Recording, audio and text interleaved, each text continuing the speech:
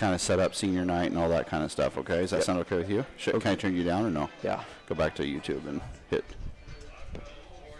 Oh, it's already okay. Yeah. Ready? Yep.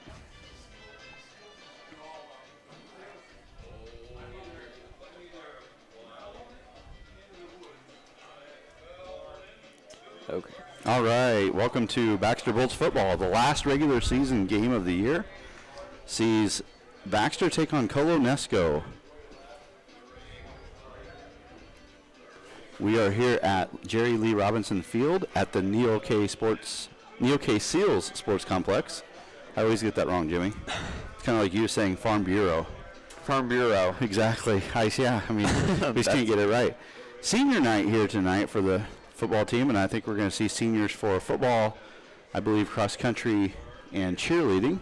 Volleyball had their senior night earlier this week when they defeated GMG in 5 sets in the gym. Rare treat here, you get to see Coach Luther running quarterback.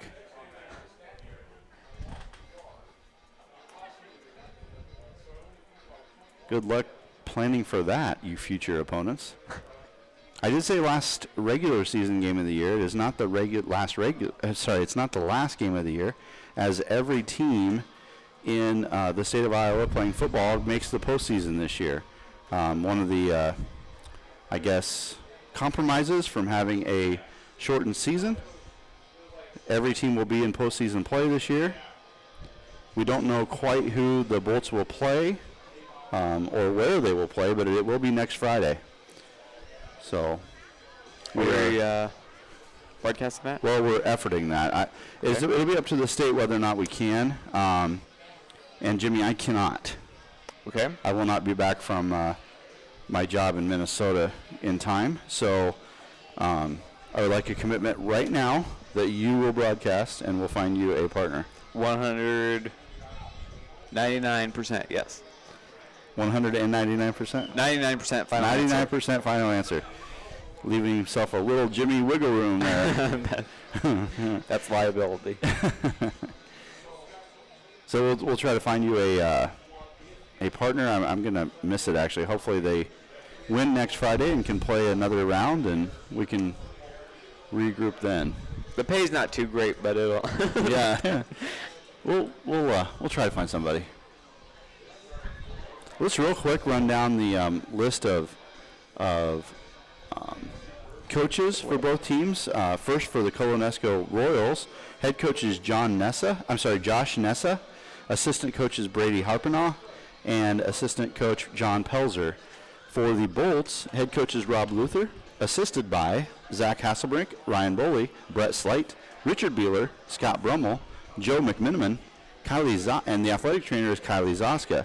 The manager out there is Brayton Van Sice, the one and only.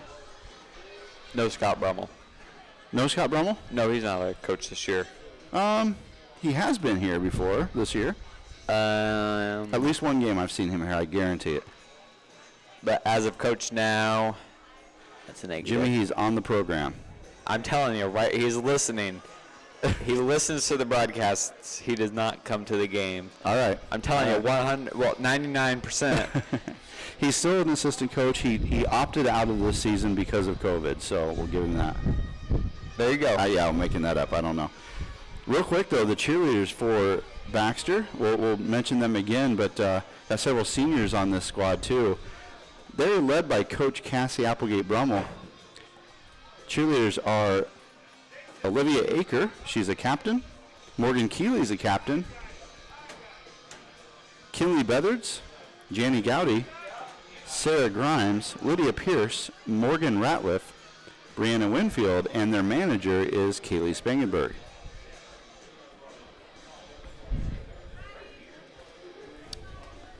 Transition. I had the privilege of watching Colo play last week against BGM. BGM won that game rather handily. Colo is a running team for sure. You're going to see a lot of two-back sets. They try to get through that middle. If they can get past the second layer of defense, then they have a pretty good speed on the field. So that's their goal. Defensively, they're going to line up. They're pretty big up front, and they're going to line up and try to stop the run. Coach Luther has to be a little bit concerned tonight for this wind. It is windy out here in the Prairie. And I know that he likes to throw the ball, so we'll see if the wind affects Cody Damon's arm tonight. Jimmy, you got a prediction for this game? Yeah,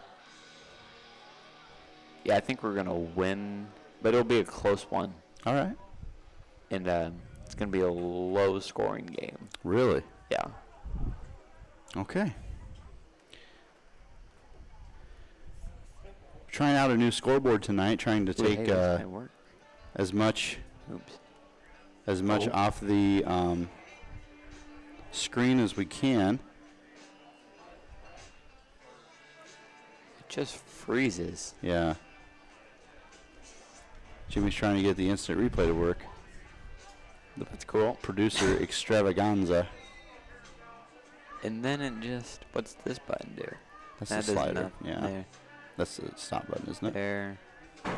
And then it. What's this button?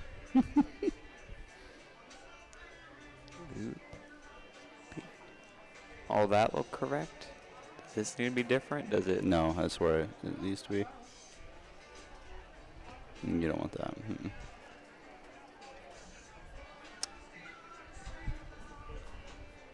Okay. Position back. I believe we have some people listening from Colo-NESCO tonight. Welcome and thanks for joining us. Hey, I might have. Hey, it's working. Oh boy, how'd you do it? I don't know. Can't tell right. you. But Good deal. back. So R. Let's see what happens here. R S. I guess it's just a. It's a fluke when it works, Jimmy. This. Shut this off.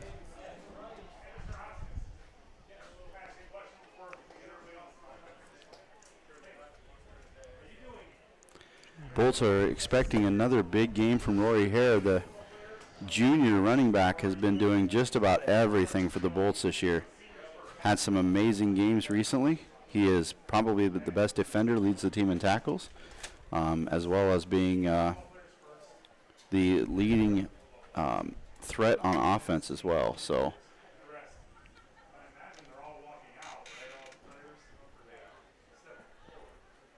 getting ready. I'm sure we're going to be doing, it looks like the senior parents are lined up, so we'll try to get some recognition for them. Get it. That's right, that's live. Yep. So you think you got it? No. No. Do we need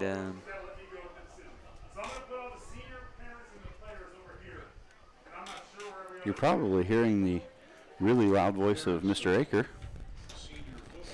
getting things all squared away.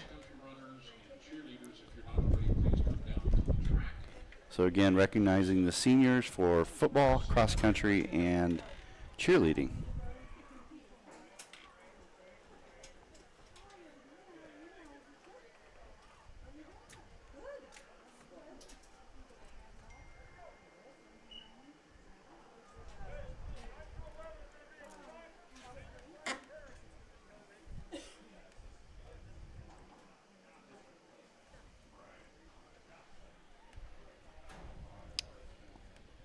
They were getting all lined up.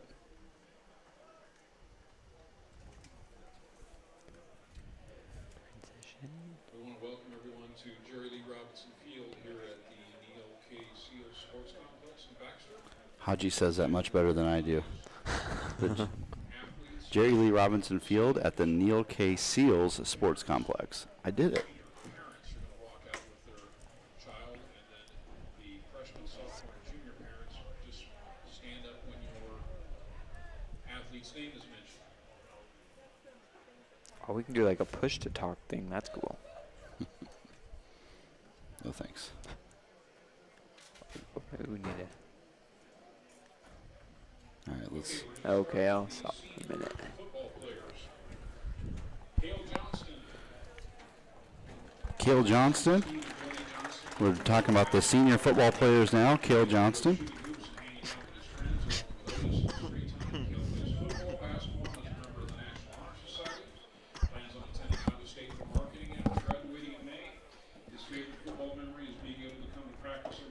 Jimmy, you okay? Practice with conditioning, without conditioning at the end.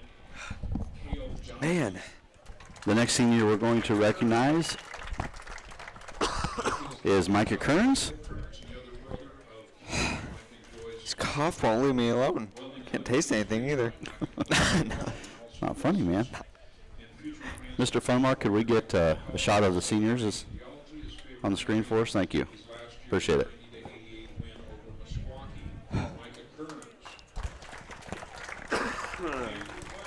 That's better. Andrew is the son of Doug and Julie Clemmy, younger brother of Mackenzie and Derek. Andrew enjoys hanging out with friends and shooting hoops. Andrew Clemmy is the next senior walking out. Basketball, golf, baseball, and has participated in speech. Plans on attending EMAC for ag business. His favorite football memory is when Austin Roush got a pick 6 in a JV football game. Andrew Clemmy. Brad Matthews, King Brad Matthews.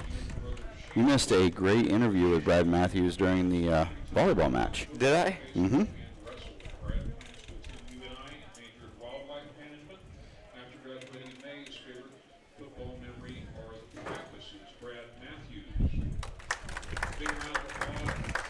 Those are the senior football players. Cale Johnston, Micah Kearns.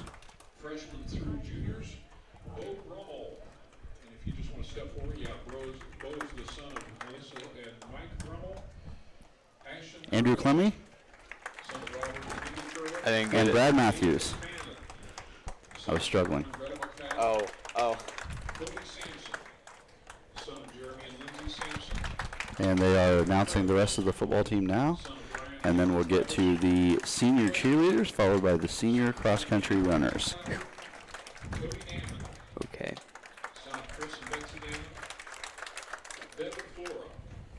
Son of Tanya Flora and Chris Flora. Devin Frederick. Nephew of Ryan Frederick. Colton Hill. Son of Jason Hill and Megan I Lovett. think I'll go ahead and read the non-seniors too here. Rory Hare, junior, freshman Trayton Travis, junior Grant Bortz, sophomore Jake Travis, sophomore Cody Damon, junior Nick Nelson, sophomore Cale Shepley, junior Austin Roush, freshman Ashton Kerwin, sophomore Devin Flora, freshman Bo Brummel, junior Nate McMiniman, sophomore Devin Fedrigo, freshman Aiden McFadden, been playing quite a bit lately, junior Braden Kelly, junior Carter Sampson, sophomore Trice Clapper, freshman Cody Sampson, and sophomore Colton Hill. Austin Roush. Son of Kurt and Maggie Roush. I did it faster. Brother Sampson. Son of Jeremy and Lindsay Sampson. Let's give all of our football squad a big round of applause. All right. And now for our cheerleaders. All right, senior cheerleaders now. Captain Olivia Aker with Jason and Renee Aker, her parents. Sister of Braden Aker. Throughout high school, Olivia has been a football cheer captain, dance team captain, and involved with yearbook choir, National Honor Society, basketball, cheer, and speech. She's also been on the All-Iowa Honor Dance Team, as well as the Iowa Cheer Honor Squad. Ever since she was little, she wanted to be a cheerleader because the cheerleaders were always her entertainment. When Olivia was dragged to football games and practices with her dad and brother. She's undecided on where she'd like to attend college, but she plans to major in fashion merchandising with a minor in dance or women or gender studies. Favorite cheer memory was riding around the mall in a wheelchair during the team banquet and making their team bear. Olivia Aker. All right, next is Janie Gowdy, She is the daughter of Lori and Kevin Gowdy, and the daughter of Lori and Kevin Gowdy, involved in cheer, and another captain. choir, NHS, yearbook speech, and the dance team. She's captain and school newspaper senior editor. She loves all aspects of cheer, the stunting, cheering, and relationships she's developed with teammates. Not sure yet on where she's going to attend college, but wants to pursue a 4-year education at a private college in Iowa. Planning on majoring in something English, multimedia, or political science. Janie's favorite memory is hosting a cheer dinner at her house this fall and playing Cards Against Humanity afterwards. Janie Gowdy. Sarah Grimes. Sarah is the daughter of Mike and Becky Grimes, sister of Matt Grimes. She's been involved with Bay, going on mission trips, football and wrestling, cheer. Aw, Bay. I miss Bay. Me too. She enjoys working in daycare centers. This is Sarah Grimes. Hanging out with friends, making art, and sleeping. Sarah memory from cheers going as a team to the Cheesecake Factory for banquets every year. Sarah Grimes. Morgan Keeley. Liz Keeley, sister Elisa Plunkett, and Again, Morgan Keeley and Olivia Aker are captains of the cheer squad this year. Dance Team, Trivia Club, History Club, National Honor Society, Wrestling Cheer, and she's a 4-year participant in football cheerleading. Morgan's future plans attending the University of Northern Iowa with an undecided major. Cheer holds countless special memories for Morgan, but she says her all-time favorite memory is eating chicken in the locker room before 15:26 left to go before this game starts, Jimmy. Kaylee Spangenberg is the daughter of Christina and Charles Spangenberg. She's been a I need to find some halftime entertainment. Kaylee Spangenberg, the cheer manager. continue the DMAC to achieve her RN BSN and work in labor and delivery. Cheer has taken up a big part of Kaylee's life. Kaylee's awesome. Every memory that's come from it. Kaylee Spangenberg. The 9 through 11 cheer squad. Lydia Pierce, daughter of Steve Pierce. The rest of the cheer squad: Kimley Bethards, Lydia Pierce, Morgan Ratliff, Brianna Winfield. Christy and Ian Winfield. Kimley Bethards, daughter of Lindsay and Nick Bethards. Big round of applause for our cheer squad. Our cross-country senior bios. Kaylee Conrad. All right, cross country seniors: Kaylee Conradi. You know what I say every time I see her? What? Howdy, Conradi. And then what do you say to Janny? Say, howdy, Gowdy. Bay, National Honor Society Band, Choir, and Trivia Club. Her future plans are to attend the University of Iowa on a pre-med track. Her favorite cross Pre-med at the University of Iowa. Go Kaylee. ran around the Falls area. Kaylee Had the pleasure of coaching Kaylee in basketball for 1 year. Sean Finch. Sean is the son I've never coached Sean Finch, though. No, I did in cross country. You Like in were middle school. a Yeah, cross country coach? I was. I've done it all, man. at golf. Future plans are to go into wellness. Sean Finch, senior cross country runner. You know what you should coach? What? Volleyball. Absolutely not. I'm down to one sport a year, man. That's it. That's all I can do. And Richard Oken. And Marin Ziesman being escorted out by Jenna Ziesman, her sister. Jason, Jack, and Emma. Marin has participated in cross-country, basketball, volleyball, football, cheer, track, 4-H, FFA, and student council. Her future I don't think Jenna can see us with that big eye. Great kids. Marin's favorite cross-country memories. Love the Ziesmans. Got the pleasure to coach 3 of them. No, 4 of them. 4 out of how many? Nobody 7. knows. Because Jenna didn't go off for basketball. And then I didn't ever coach Mason or, Smith, Caitlin Bishop, my goodness, I'm terrible with names. What was Mason's brother's name? Morgan Hansen, Tucker. Oh, yeah, that's right. Robin Hansen, Yep. Logan Jones, son of Amy and Kurt Jones, Reagan Russell, daughter of Cheryl and Josh Russell, Keenan Varner, son of Coaches are, cross country is getting announced now. son of Randy and Brian Lane, Ellie Toone, Ellie Toon, Amber and Dan Toone. her birthday today. Let's give all our fall athletes a big round of applause. Thank you for their support. We appreciate it. All right. Great cross country night.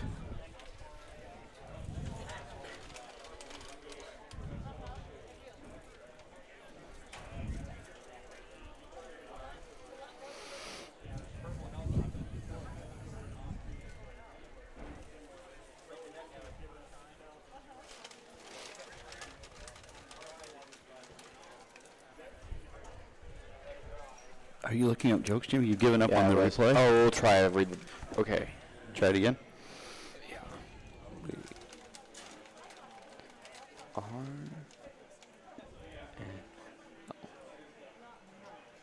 Everybody, check out our new. Transition that we won't get to see. Why would it just freeze? Let me see what I can find out here. Is OBS replay?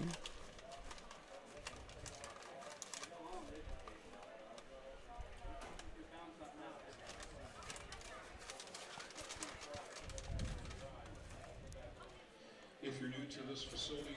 The restrooms are on Now it's doing it. the doors on the east and west end. Concession stand Is it consistently doing it?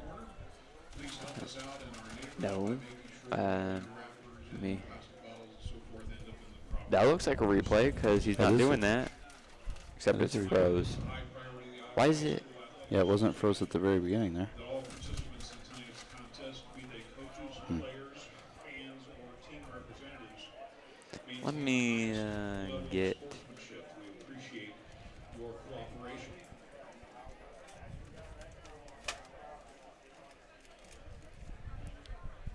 E for end.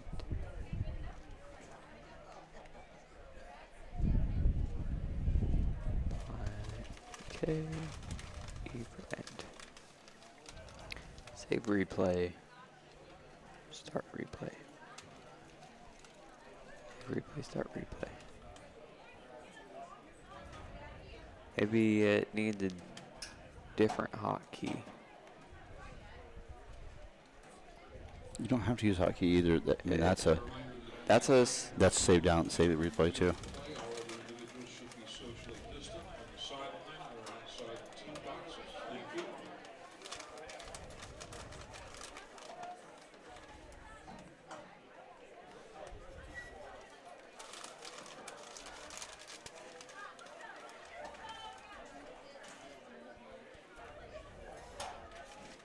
A reminder to fans that tomorrow at noon, playoff assignments are going to be on the Iowa. Oh, so Haji just said tomorrow at noon is when the playoffs assignments will come out. So that's when we'll find out where the Bolts are going to go and who they're going to play. Again, every football team that is playing football right now in the state of Iowa makes postseason this year. Ryan Owens.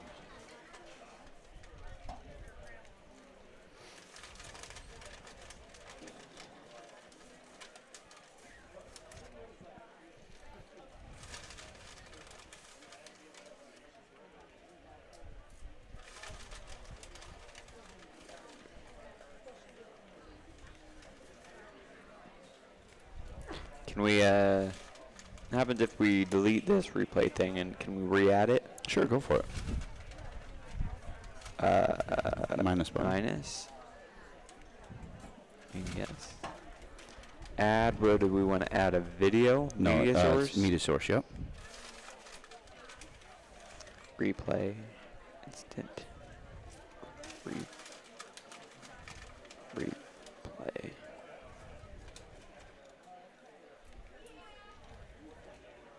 Now, where do we want it to come out of? Browse. Movies. Movies. OBS. Double click. You click that replay. And open. Okay. So, save. Hey, it's. Wait a minute. So, save replay. Restart replay. Ladies and gentlemen, at this time, would you please rise? Oh, you want to play the? Our flag is at the Yep. east end Or how do you want to do that? by joining in the singing of our national anthem. Yep. Okay. Let's shut us down.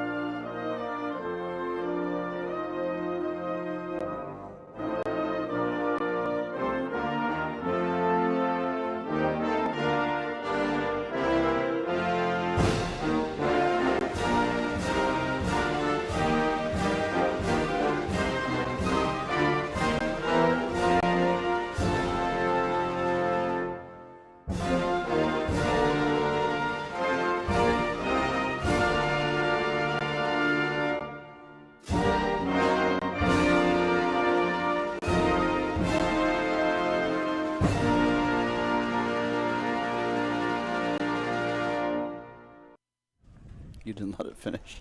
Yeah, it did. No, it didn't. It was still going over there.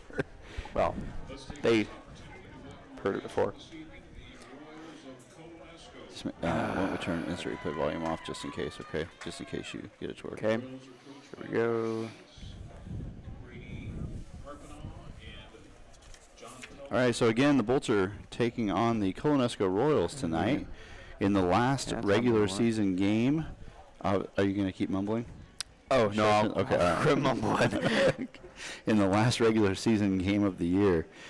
In case you didn't hear me say it just a little bit ago, the pairings for the postseason come out tomorrow at noon from the Iowa High School Athletic Association.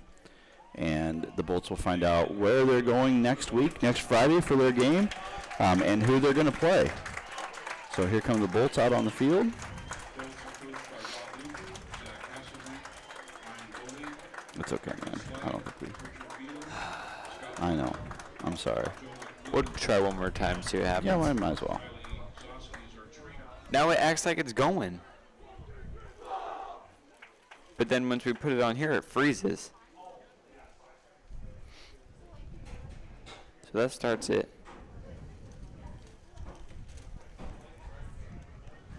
Let's try something. Go to settings. Go to... Output? No. Scroll up. Okay, let's go to output. Recording. No, streaming. Looking for something. How about video? How about advanced? No, I think it was under general. Is it? It was something like studio mode. But General. yeah. There's studio mode. Transition to scene when double click to click that. Okay, hit OK. Now switch this to studio mode. Okay. So now to get this to transition, you just double click it. Does that make sense? Oh. Or not?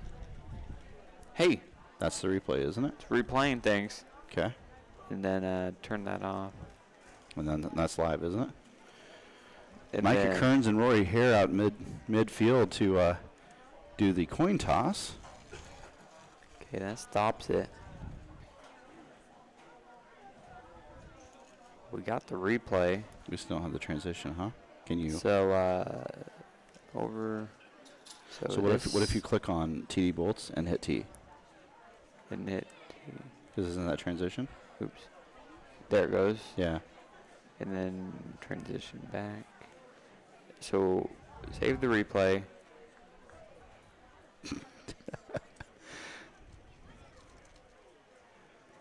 It's not working. All right. So the Bolts have won the toss and have elected to defer How to do the I- second half. You me? How do I get it back out of this mode? Click on This? Yes. Okay, that's better. Okay. And Colo-NESCO will receive to start the ball game, going from left to right on your radio dials. Radio dials. That's an old saying that Jim Zabel used to say all the time.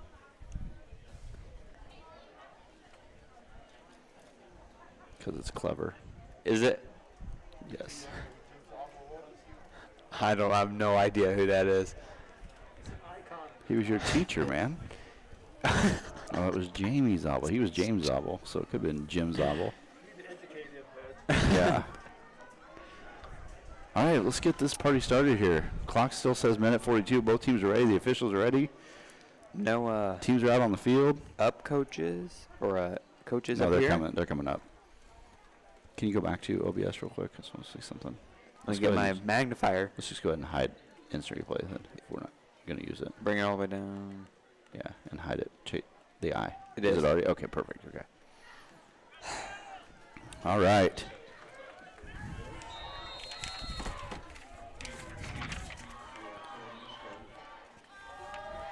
Travis with the kick. Shantz back to receive. He has it about the 2-yard line. Looking right up the middle. Cuts it to the left out to the 26-yard line, and that's where the Royals will start their first drive. 1st and 10 at their own 26-yard line. Love to have you comment on our new scoreboard and just tell us if you like it, if it's in a bad spot or whatever you want to tell us about it. So we can certainly make adjustments if you guys don't like it. We're just trying to show you more of the screen.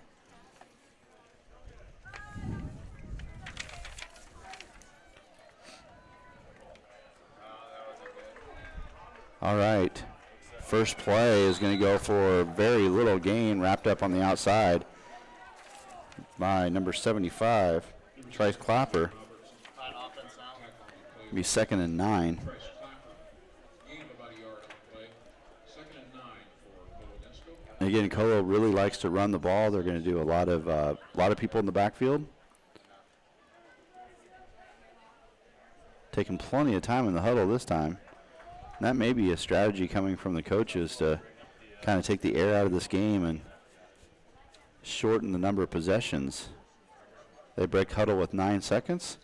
First sound snap, and the play goes nowhere. Wrapped up early by Jake Travis. A loss of a yard on the play, going to bring up 3rd and 10.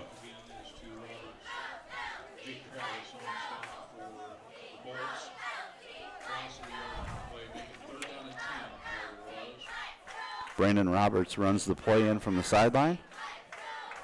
Again, Colo looks to be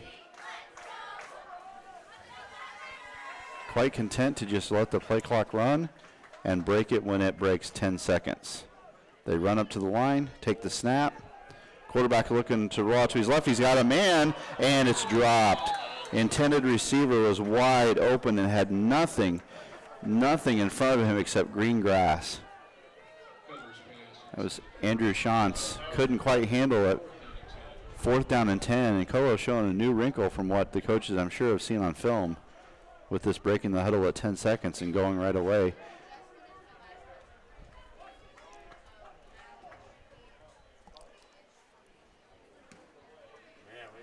The punt is away. Lands at the 25-yard line. Takes a nice Colo bounce all the way down to the 12. And that is where the Bolts will start their first drive after a 3-and-out by Colo-NESCO. It'll be 1st and 10 Bolts at their own 12-yard line. You know he listened to you talking before it's what happened. He's just do everything. He heard you say reverse and he starts climbing, going down. All right. Yeah, he's just Cody Damon with Roy Hare in the backfield, changing the play at the line of scrimmage after he got it from Coach. Takes a snap, he's not going to stop the reverse. But hands it to Rory on the right side. Rory trying to weave his way through the middle. Going to gain about 4 on the play and bring up 2nd and 6. They're going to give him more than that. 2nd and 4. Jeepers, they got way out there, didn't he? they crashed and pulled hard to know he got out there and pulled. Yeah, nice edge. I want to say Cody Damon. And Cody Damon will have plenty for a Baxter Bolts. First down. First down. Gain is out to the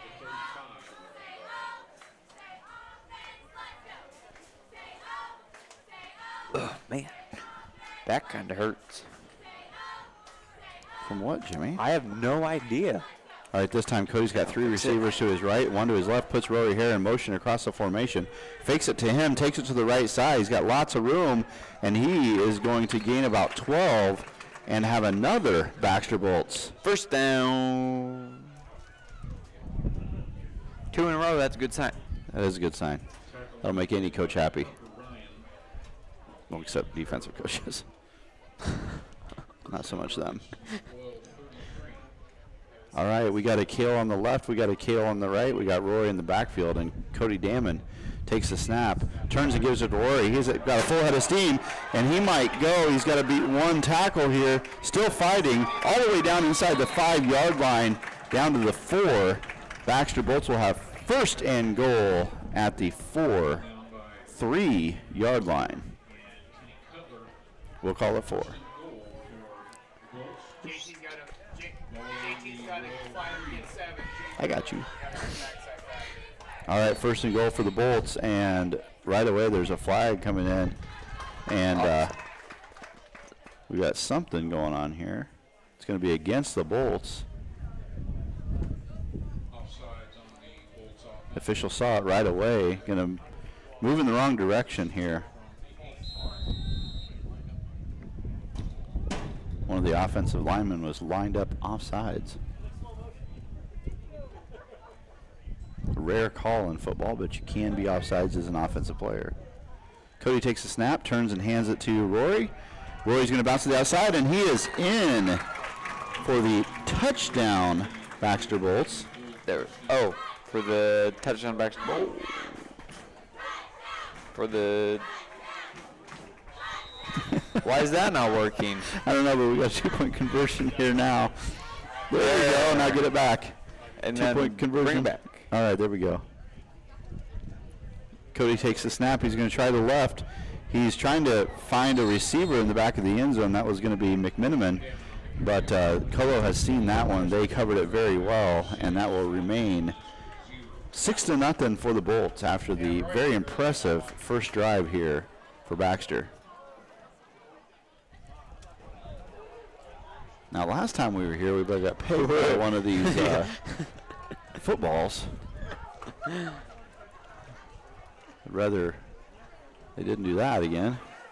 A couple of these cheerleaders got some cannons.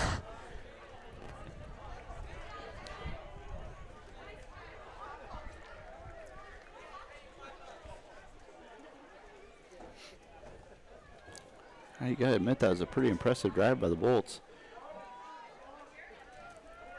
A few big plays, 3 first downs in a row.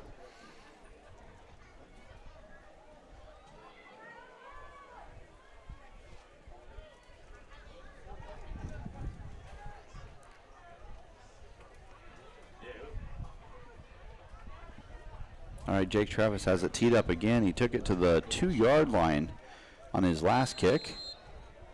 And Shantz is back to receive. This one a little bit shorter, taking it to 5. Shantz trying again up the middle. Has a seam. Now trying to bounce it out. Ball comes loose, and he covers it. Great job, I think, there by Micah Kearns, kind of tipping that ball loose. But Shantz was able to recover his own fumble. And really, if he holds on to that ball, it probably is still running. He had a seam to the outside, but had to stop and go back and get the football. So Colo-NESCO will take over on the second drive of the night from their own 28-yard line. First drive ended up in a 3-and-out.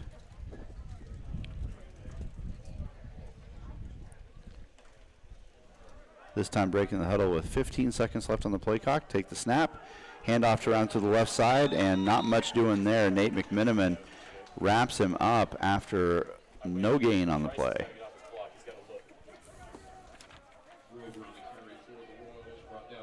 That was Andrew Grover on the carry for the Royals.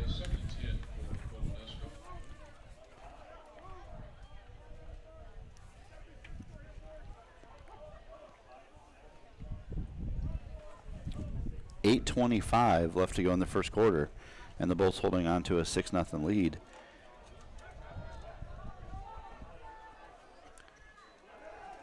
Here's Grover around the right side. Has a little bit of room this time. Good pursuit there by McMiniman and number 16, Cale Shepley. They don't waste any time, whatever it's called. Snapping the ball. Yeah, snapping the ball. I would imagine they're going to be setting up later in the game when they run up there and then go on 2. Try to get us to jump. Oh, I see. Just a guess. Grover around the left side this time, looking for room, and he's going to be tackled down after a gain of about 2 yards by Nate McMiniman. Saying his name a lot so far tonight. So it'll be 4th and 3 here for the Royals. Ball right at the 35-yard line.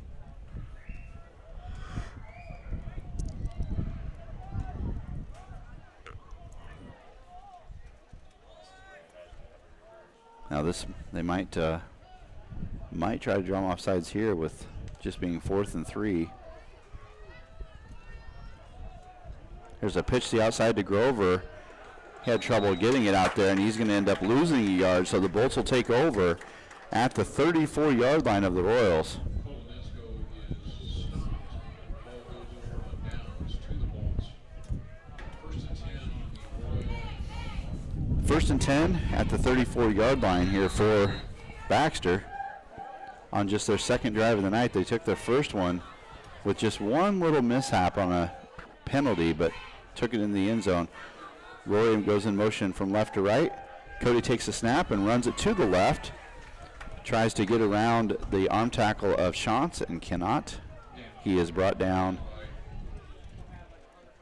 after a gain of about 6 yards. So it'll be 2nd and 4 here for the Bolts. That's just their second play that didn't result in a first down or touchdown. Yes, it is. No comments yet. How many viewers? Here's Rory right up the middle, wrapped up, fighting for that first down. Going to be short by about a yard, it looks like. Maybe a little bit more than that. So it's going to be 3rd and about a yard and a half. 34 people watching. All right, good deal. If you're watching, comment in something. It's fun to look at them. I also love to see what people think about the scoreboard in the bottom left-hand corner like that. All right, 3rd and a little over a yard for the Bolts. Cody has Rory in the backfield with him, and 2 Kales split out wide. Cody's going to take it himself right up the middle, and he is going to be close. Yeah, we'll see where they mark it, but I think he probably has it. Yes, he does. It's going to be a Baxter Bolts. First down. DJ McMillan is the Royals. First down yardage for Baxter. Ball is in the Colo-NESCO. All right, here we go. 1st and 10 at the 23-yard line for the Bolts. 4 receivers in the pattern. Empty backfield for Cody. Straight drop. Looking, now rolling to his left. Heaves it downfield to Cale Johnston, and nice play by Andrew Grover to break that up right at the goal line. Intended for Johnston and complete. Cody looked to the left, had to scramble a little bit to his left, and then threw it clear to the end zone. And a really nice play there by Andrew Grover to stay with Cale Johnston and then break it up right when the ball got there. See if the Bolts go back to the ground here. They will. Give it to Rory here, the right side. He's got a seam. Got to run through a shirt tackle. He cannot. He's going to be down inside the 10, and that will be another Baxter Bolts first down. First and goal here for the Bolts inside the 10-yard line.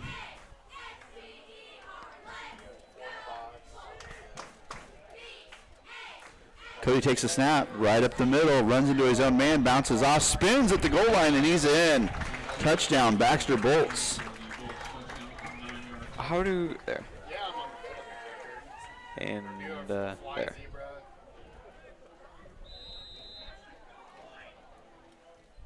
I don't know, man. I bet you put a hotkey in there for that.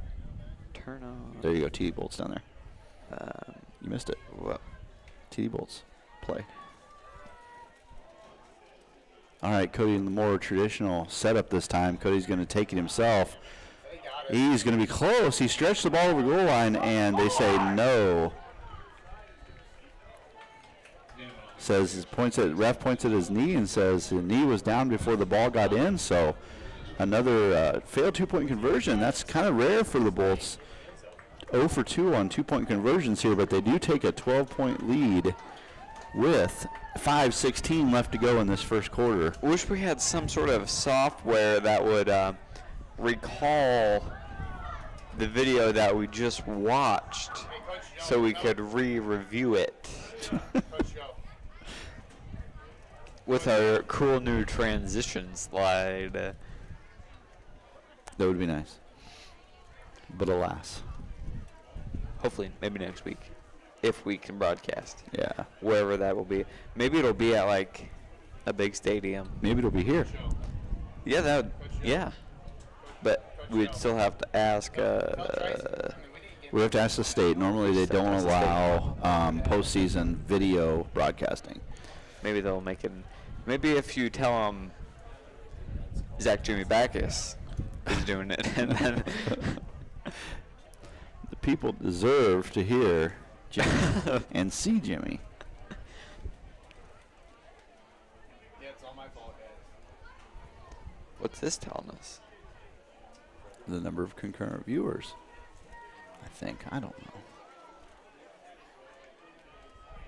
Several people watching. Thanks for tuning in tonight. Bolts have a 12-0 lead here with 5:16 left to go in the first quarter. If you're not subscribed already, go ahead and do that. Sounds like you're echoing, man. Does it? A little bit. I don't have any filters on, do I? You're Turn echoing. that. I don't think you are, but no, I think we're good. I think you're good. Okay. Yeah, all right. Maybe it's just I'm just hearing an echo tonight, apparently. That's called heara-echo-nitis. Oh. Sounds serious. It's not a symptom of COVID. Finally, I have all the rest of them. I was hoping that wasn't one of them. All right. Third kickoff of the night here for Jake Travis, and Shantz is back to receive at his 1. I think Jake put that one in the end zone. He did. So no return here for the Royals. They will take over at their own 15-yard line. First and 10 for Colo-NESCO, ball on the 15-yard line.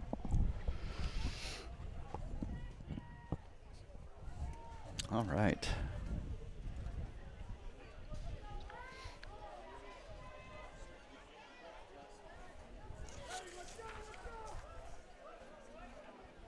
Cutler breaks the huddle, takes the snap, fakes the pitch to the outside to no one, tries to hand it right up the middle, and Trice Clapper says, no, sir.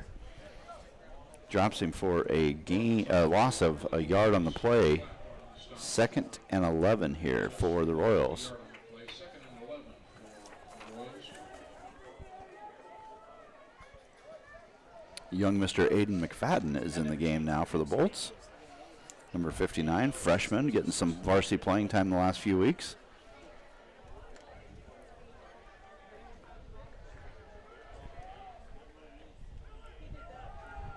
Second man through this time is going to have a decent gain, clear out to the 20-yard line, so it'll be gain of 6 on the play and bring up 3rd and 5. Royals. Gain is out just short of the Royal 20-yard line. Caleb Gray on the carry there.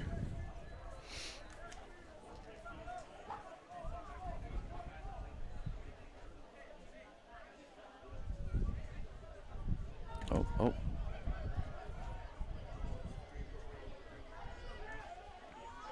It is a pass. Oh. Evading a few Bolts there, and not McMiniman. McMiniman takes him down. Going to be a loss of 1 on the play, so that is officially a sack for Nate McMiniman.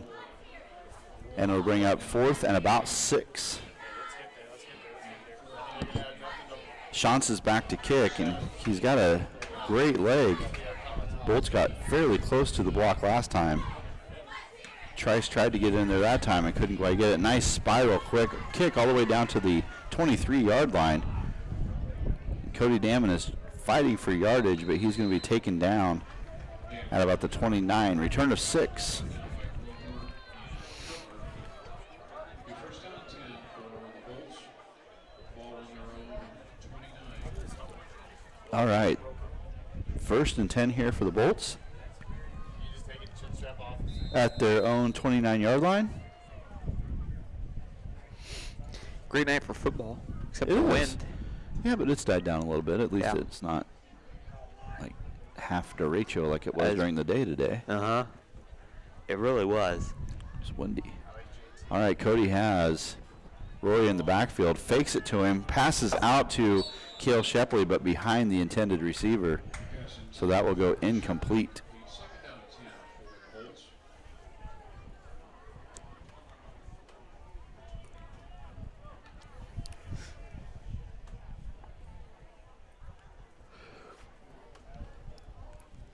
This formation is called Cale Right, as Johnston and Shepley are both to the right side of the formation.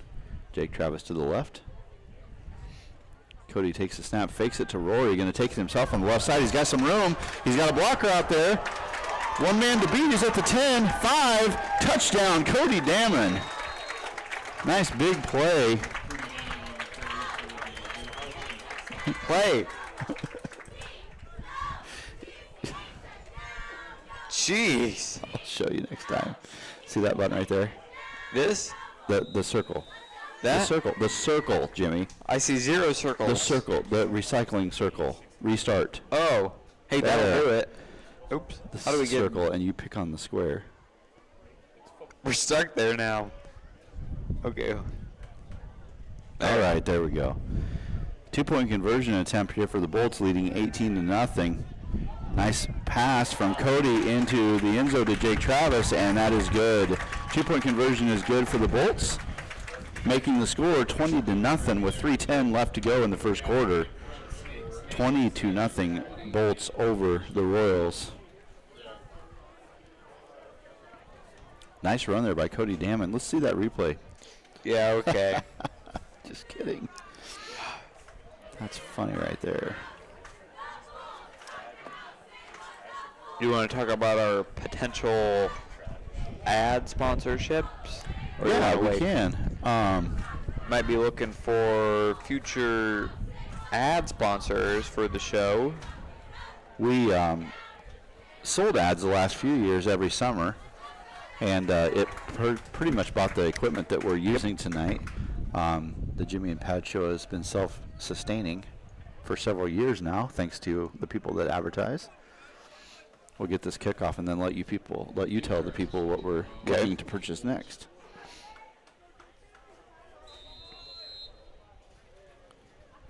Again, Travis set to kick. Shantz set to return. He's going to catch it at about his 6-yard line this time. Trying to get head of steam there to the left side. Gets spun around, and he is going to be dropped.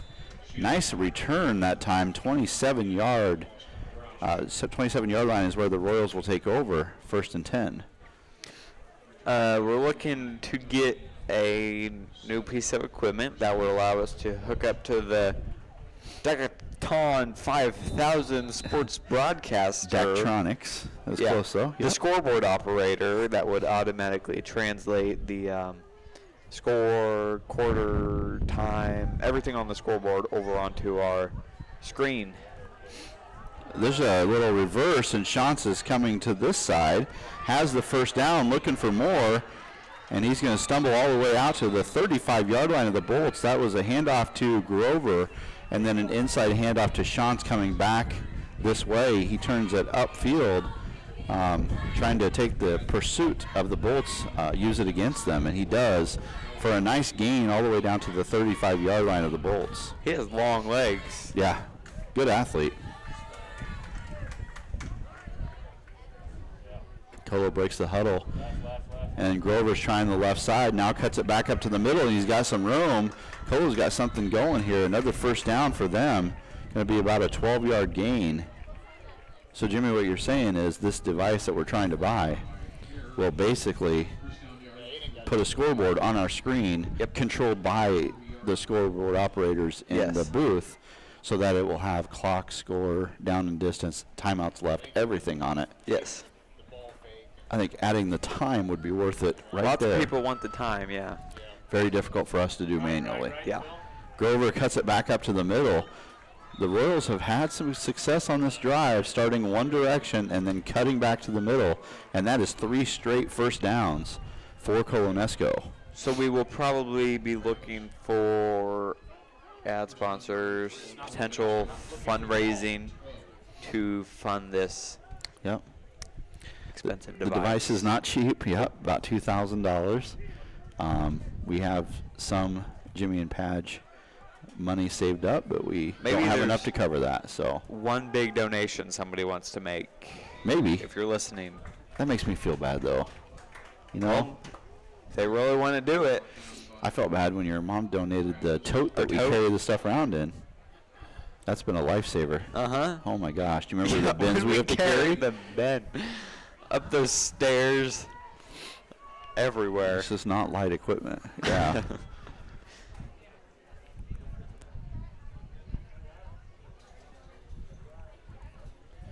But yeah, we'll be putting something out on Facebook and calling the people that we normally get ads from. We appreciate that very much. Quarterback looking to pass, now scrambling out to his left, cutting it back against the grain, looking up the middle, and he gets all the way down inside the 5-yard line. Now they don't have, it's not second and goal, or third and goal, excuse me. It's third and about 2, but they're just inside the 5-yard line. And then the ads that we do sell will play. $50 gets you the entire year. So when we broadcast for the rest of the year, football, wrestling, baseball, softball, some soccer. Your ad displayed multiple times, Yep. maybe the entire time if we work that up with the. Very close to the end zone this time. It is going to be first and goal now from about the 1-yard line. And the thing about the device putting the scoreboard on for us is we're going to have room on the broadcast to kind of scroll through these ads. So the people that advertise with us are going to get a lot of FaceTime with not only the people that watch us live, but our last broadcast had 900 views on YouTube after the fact. So I don't want to brag about Jimmy and Padge, but kind of rock stars. Well, you are. I'm like the guy that sets up the equipment for the rock star. What's that called? Roadie. I'm the roadie. All right, that's the end of the first quarter with the Royals threatening here. 20-0. Bolts have the lead, but the Royals are right at the doorstep. They'll have a first and goal to start the second quarter. Why is that like translucent? You see that? Yeah, it's just my screen. It's an old computer. Oh. That might be what we have to buy instead of new. And we'll be fundraising for a new computer as well. I was going to see if Mr. Pickett might have an extra one that we could use. Like to try it out, though, with OBS and see if we can get the replay to work. Yeah. I hope that's not like a doesn't work on Mac thing. I don't know why it would. Yeah, Macs usually have better processors anyway.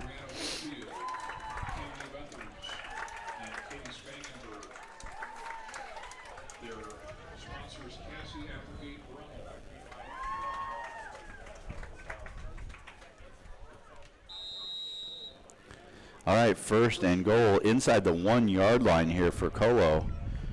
Bolts defense is going to have to stiffen up. Leading 20-0. This will be the first play of the second quarter.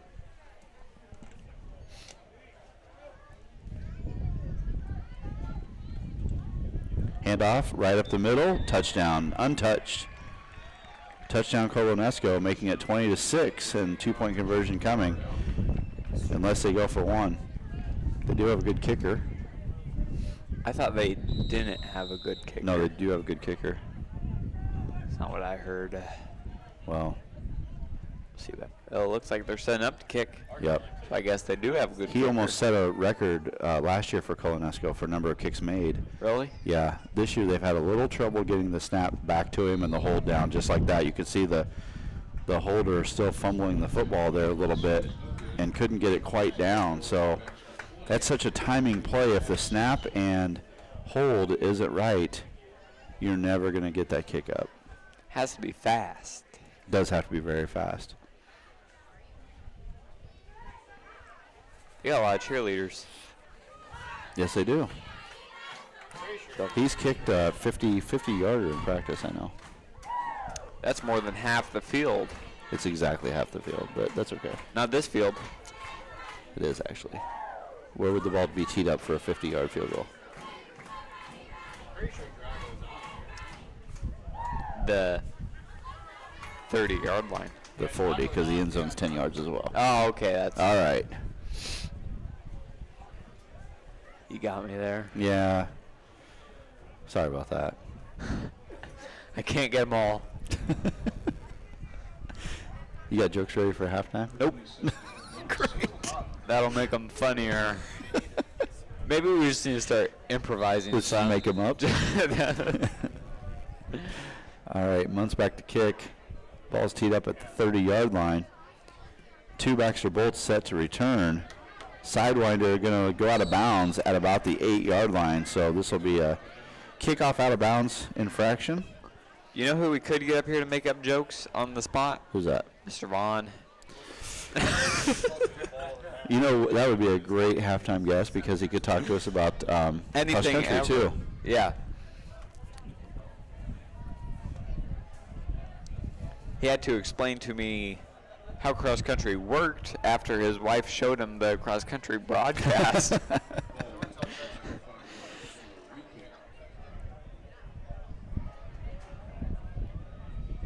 We'll see if he answers his SMS text messaging. Reminds me a little bit of Dwight, except nicer. Oh. All right, this time ball's teed up at the 25-yard line. The run up in the kick, another line drive. Rory Hare, nice hands to snare that thing at about the 8-yard line. Trying to find room up the middle, and he is smashed down at about the 27, and that's where the Bolts will start their next drive. So if we got, is this, he's yelling again. Is this device Bluetooth or is it wire? It's wireless. It's not Bluetooth, though. Okay. It is wireless, yeah. So we it'll- could sit where we usually sit for like volleyball, basketball. and Yep. It would still It'll work across the gym. Awesome. You bet. And it comes with the program, like the scoreboard, Yep. decal, and everything. Yep. We can. Oh, they'll roll. Cody is right up the middle, untouched so far. He's got a man to beat, and Sean drags him down at the 10. Great run by Cody Damon. Going to be marked just shy of the 10. It's another. That's another Baxter Bolts. First down. That's my bad. You see the ref going about as fast as he was? Well, he's still. I think it's funny they run really hard to get down there and then mark the ball where they think it went down, but they don't know because they're not down there. Handoff to Rory this time. He has not been touched yet, and he's going to be into the end zone. A two-play drive from the 27-yard line, and the Bolts will take it in. That is a Baxter Bolts Touchdown. touchdown. And that, hey, that doesn't cut off our voices Nope. when we do Nope. it. No, not like the old program. 26-6 now. Bolts over the Royals with 11:29 left to go in this first half.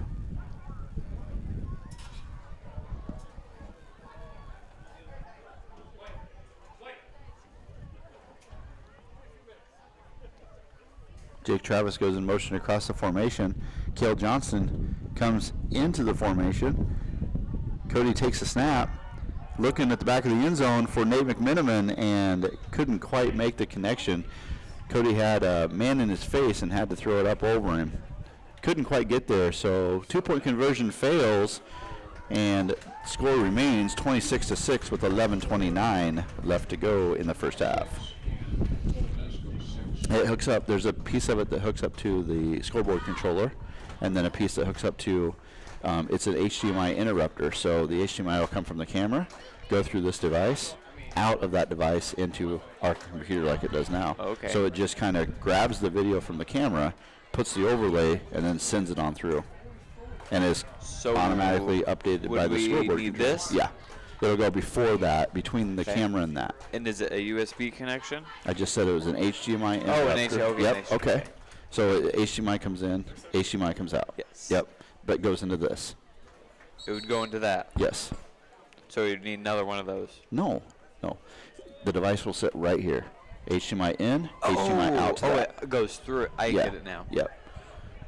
So we'll have to have another small HDMI cable, but I think it comes with it. So be exciting to get that. I know a lot of people have wanted the time on our scoreboard, so And do you know if the scoreboard at the school is the same thing. Dacatacon Daktronics. 5000? It is. Yeah. We have the same one everywhere. And next year, there's chances going to pick this one up at the 5. And he's going to be tripped up at the 15 by Grant Bortz. So like I was saying, next year when we can travel again for broadcasting, a lot of schools use the exact Same same. So we would have to ask for permission to hook up to it, but it really shouldn't be. We would just that big a never deal. have to forget it. Right. That would be that would be bad. We'd be driving to that school on Monday to pick it up. I'd be there Saturday morning. So. All right, Colo has the ball at their own 15-yard line. This is Grover through this. Nope, not Grover. Excuse me. I'm sorry. I couldn't quite make out who was the running back. But it was a decent gain of about 2 yards. So it'll bring up 2nd and 8. Together 8 strong, baby. Baxter, 2nd and 8 for Colo-NESCO. 2nd and 8, ball at Colo's 18-yard line. 17-yard line looks like.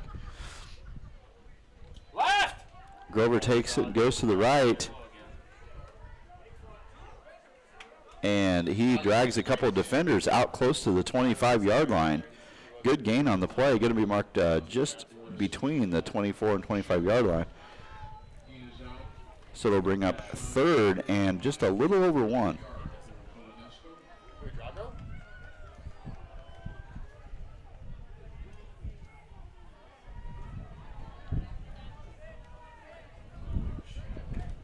Tell Drago. All right, Colo takes a snap, turns and hands it to Grover. He tries the left side, cuts it back up the middle, and he's going to have enough for a first down. Out to the 27-yard line. 27-yard line. Tough for me to see the angle here, Jimmy. 27-yard line. It does make it look different. It'd be great when we have that device. It'll just show up. You won't have to do the scoreboard. You Won't can have to stay do on any your of that. production software. Because Jimmy's running the scoreboard and the production. I do it all. now. Yeah. Right. Grover around the left side, and he has his legs cut out from underneath him. After a gain of about 6 on the play, well, we'll say 5 on the play, excuse me, so it'll bring up 2nd and 5. Tell me to hands-on blockers. See, so then when I graduate, the next person, if somebody's doing it, does not have to. It's not that much to do. They'll never have to do this. We could just have the computer, just if nobody commentated. Yeah. Wide open down the middle of the field, and passes incomplete again. That's the second time the Colo quarterback has put the ball where it needs to be, and the ball cannot be hauled in by the receiver. In both cases, the receivers were wide open down the middle of the field.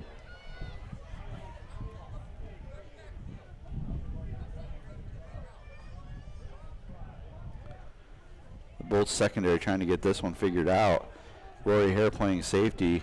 Cale Shepley and Cody Damon are the corners.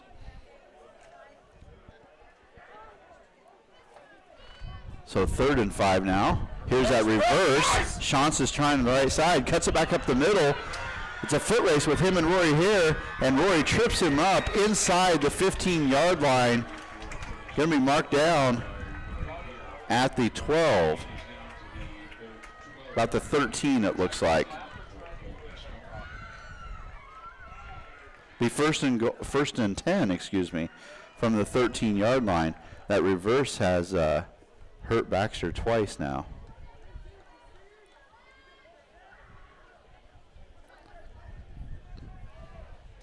Again, the Colo coach is using the aggressive nature of the Bolts defense against him. Here's Grover trying the right side, cuts it back up the middle, and he's going to be slammed down at about the 5-yard line. Brought down by Damon. Gain is down to the Bolts 5-yard line. 2nd and 2 for the Royals. Yeah, it could really be set up and just not. Do it by itself. Yeah, There do would just one be person no can run it. commentating. No, one person could commentate and leave Oh, the yeah. scoreboard alone. Yeah. Little jump pass to Shantz in the back of the end zone, and it is good for a Colo-NESCO touchdown, cutting the lead 26-12 for the Bolts with the 2-point conversion. Oh, the extra point attempt here coming up. Then there really wouldn't be a reason not to do like JV games. Right, because we can just set up and run. Yeah. Yep. Agreed. See, this is so worth the $2,000. It's going to be. All right, snap is good. Hold is good this time, and the kick is up and good. That's the way it's supposed to look. So extra point attempt is good. That brings the score to 26-13 now Baxter over Colo-NESCO. See if we got any comments. Hey, there's some. We got a go Nathan McManaman. Let's go. Go Bolts from Winterset. Good job, guys. Thank you. There's your That's comment. very nice. Thank you. Shout outs. 42 people watching. They're getting onside or something.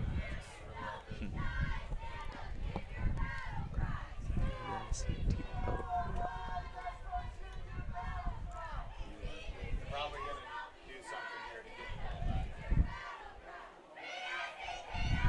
back. Little action from our district here. BGM is ahead of Meskwaki 35-0 at the end of the first quarter. Meskwaki has a all-state caliber quarterback who apparently got hurt this week and is not playing. So 35-0 BGM over Meskwaki.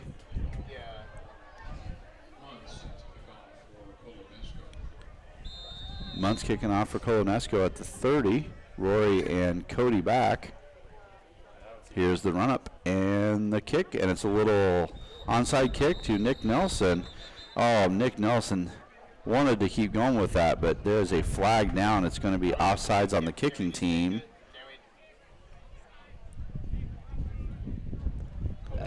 Move back 5. Nick Nelson was going to run that back to the house, too. Nobody can see him back there. The dorm fridge. Yep. I forgot that nickname. That was awesome. I just remember till now.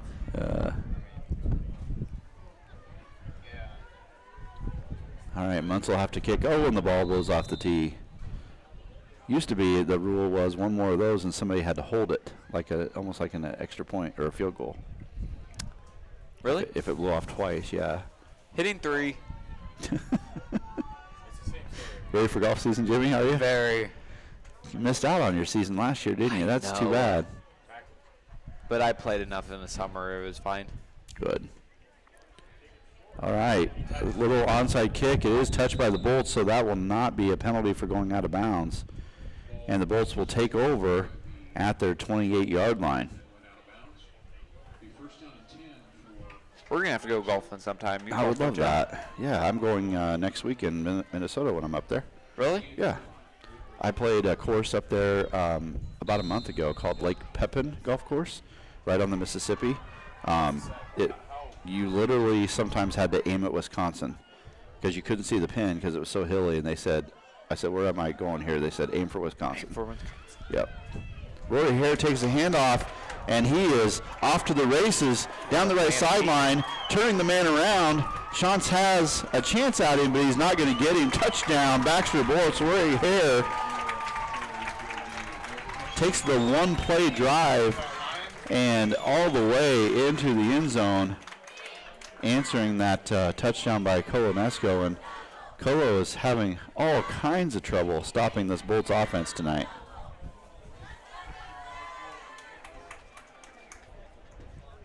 Saying hello to Jose and Yoli. If I'm saying that wrong, I apologize. From Denmark, Iowa.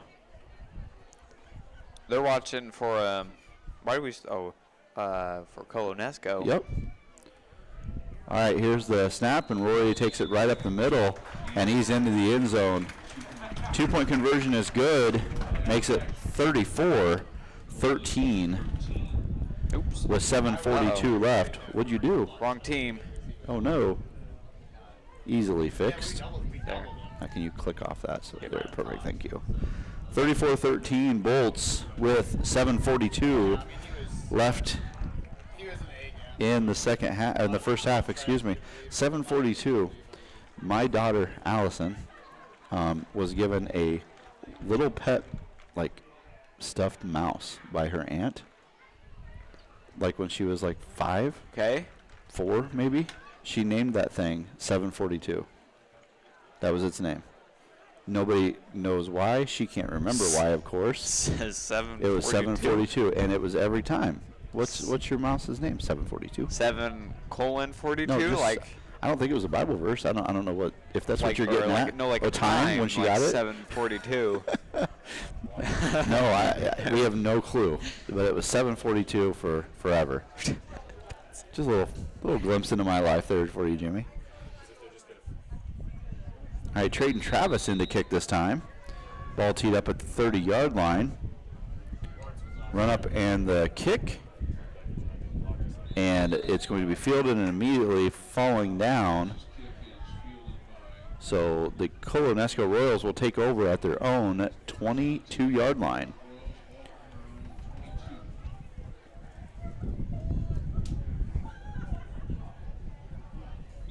Hello from Broken Arrow, Oklahoma, Mr. Luther. Nice to have you joining us.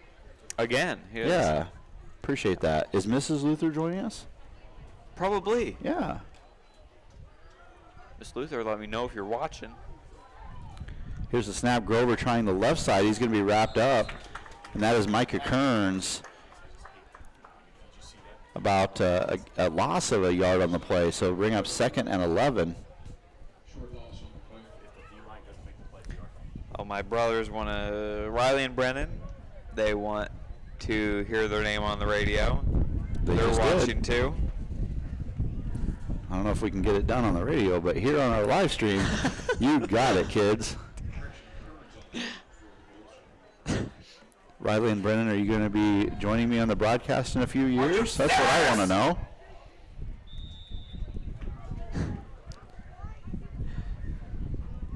That's a gain of about 3 on the play, so it's going to bring up 3rd and 8 for Colo-NESCO. So this must not be Colo-NESCO. I hear if we have Colo-NESCO people watching. Excuse me? If we have Colo-NESCO people watching, then this must not be out Oh, there. yeah, I don't know. Oh, you mean the other broadcasters? Yes. I don't know. Rolling out to his left, has Grover for the completion, and Grover's going to take it almost to midfield for a Colo-NESCO first down. The nose of the ball will be right at the 40-yard line, so 1st and 10 from the 40. Miss Luther says, you guys rock. Love that you do this. Because so she can stay home. We're on to you. She told me once, I'm glad you do this, because then I can stay home and I don't have to go to the game. There's that reverse again. Sean's trying the right side, and he is going to be stood up at about the 33-yard line. That play has been very successful for Colo-NESCO tonight. Well, we love that you watch, Miss Luther. Absolutely.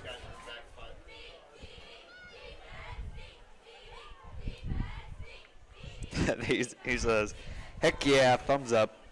Who said that?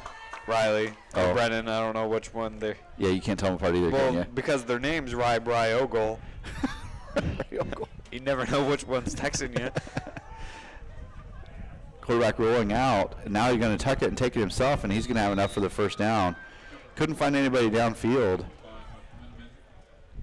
Going to be 1st and 10 Colo at the 26-yard line.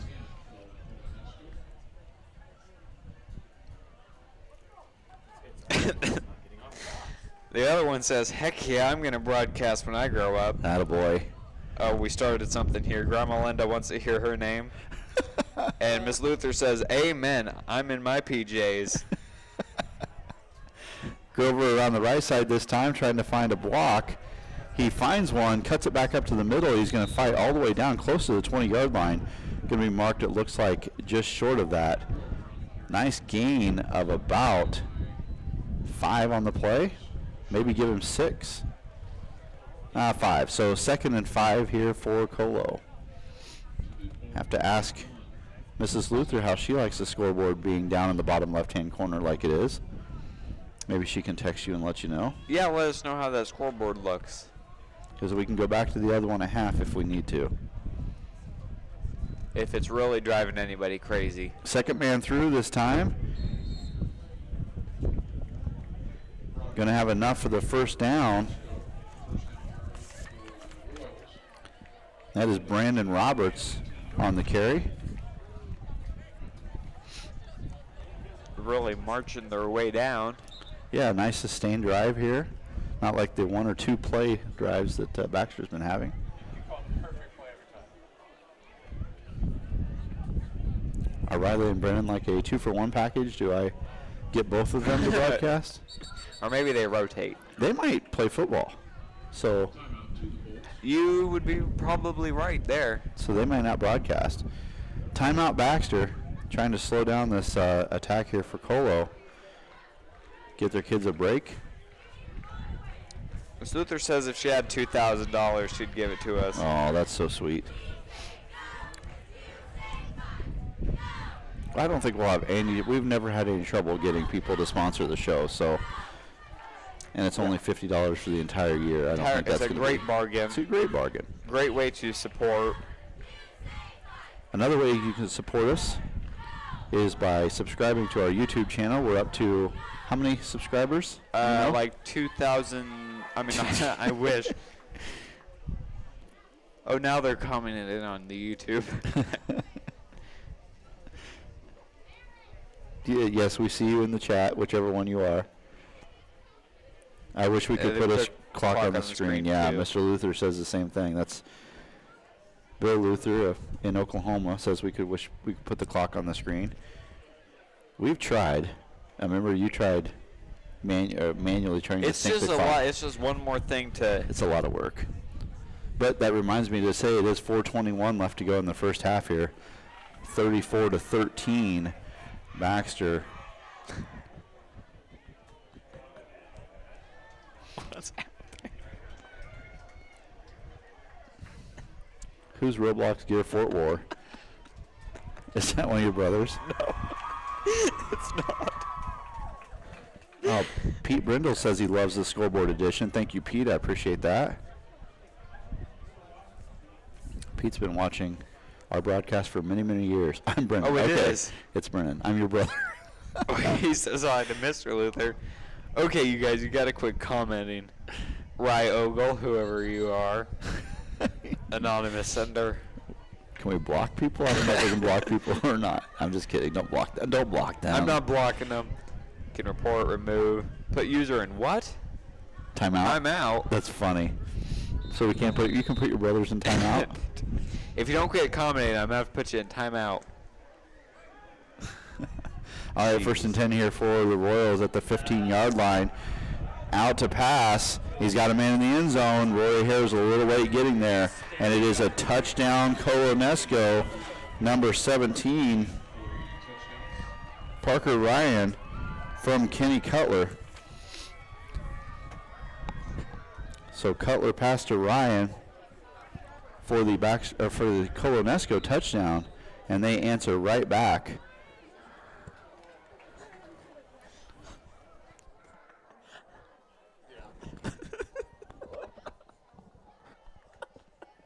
Are you at the game? Oh, you did? Okay. I was going to have you be a halftime guest. Runs on the extra point, which is good. Puts our score at Baxter 34 and Colo-NESCO 19. That's okay. Don't worry about it. No, that's all right. Enjoy your evening. All right. All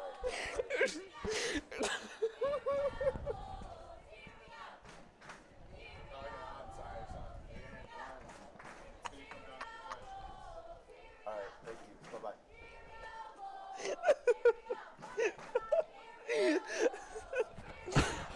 All right. Oh, jeez.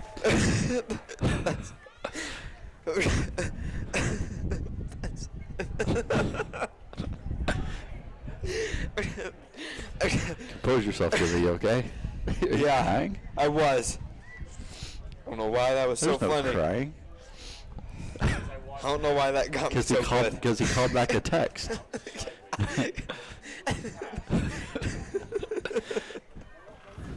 That's so like him. 34-20 after that extra point by Efren Muntz there. 4:16 left to go in the first half. And Muntz will kick this one away. But all he had to do was turn and look. He was there. All he had to do was turn and look. Little onside kick fielded cleanly by McMenamin. He's trying to run out of an arm tackle. And he's going to take it into positive yardage, 38-yard line of the Colo-NESCO Royals is where the Bolts will start this time. Nice hands there by young McMiniman. He's been in I think it goes without saying, but a extremely nice addition to this team. All right? Yes, I'm fine now.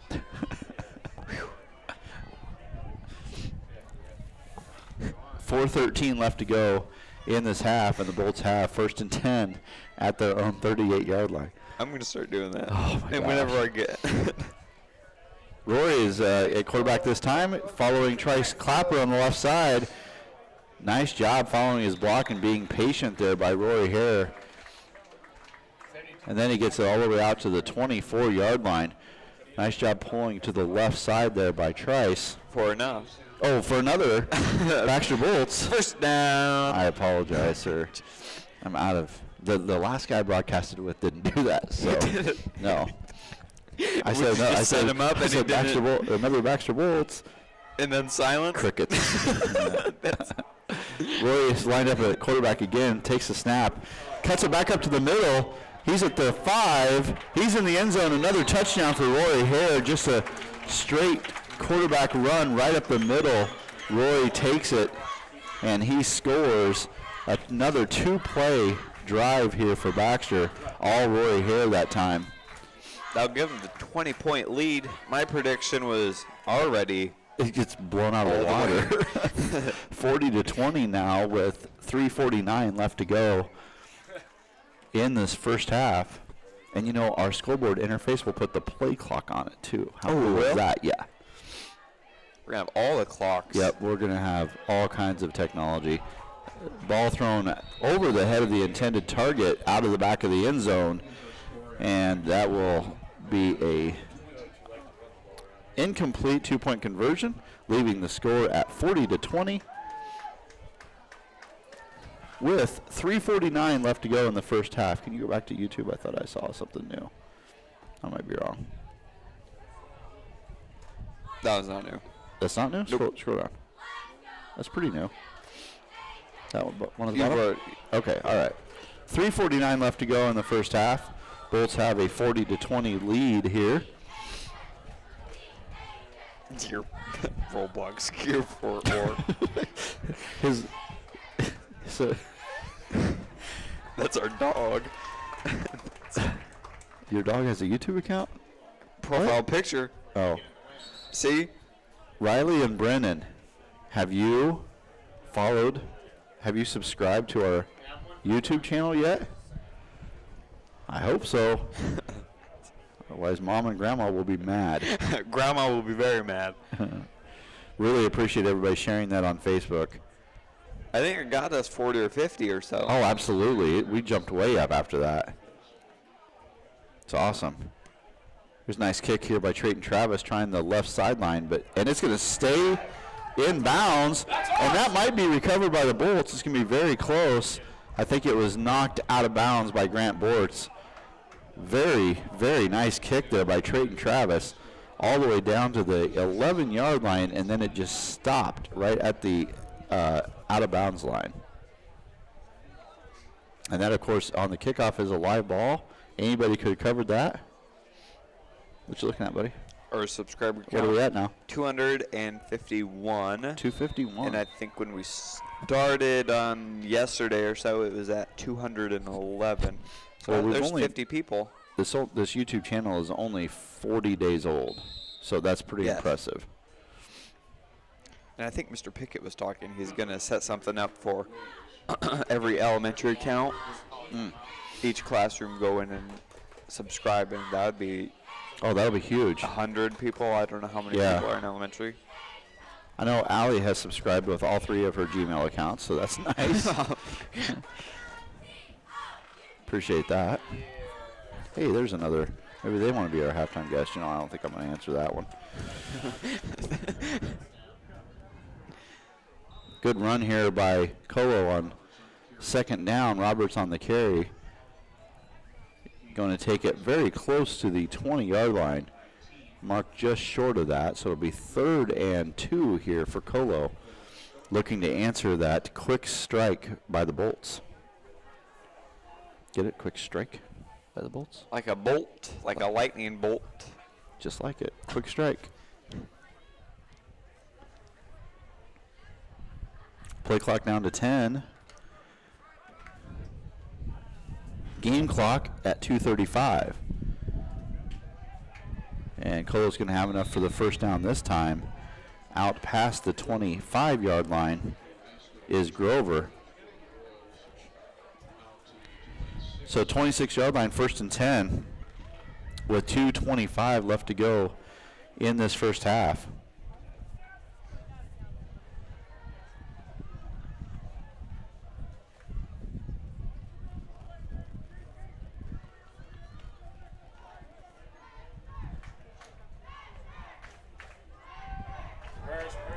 Here's that reverse again. Shantz around the right side. Rory's got the angle on him. Made a nice little stutter step move. Almost got by him, but Rory tripped him up. Going to be inside the 30-yard line to the 29. First down, Colo-NESCO. 2:02 left to go in the first half. Bolts trying to take a 20-point lead into half. What'd you Pretty say? good crowd here for senior night. Yeah. I can't find someone who wants a halftime interview. There's another pass. This time it's covered, except Grover is not covered on the left-hand side, and Andrew Grover is in the end zone for a Colo-NESCO touchdown. He sneaked out the left-hand side of the offensive formation. Everything else went to the right. The downfield receiver was covered this time by the Bolts, but Andrew Grover was wide open. And that's touchdown Colo-NESCO, making it a 40-26 game with the extra point coming up.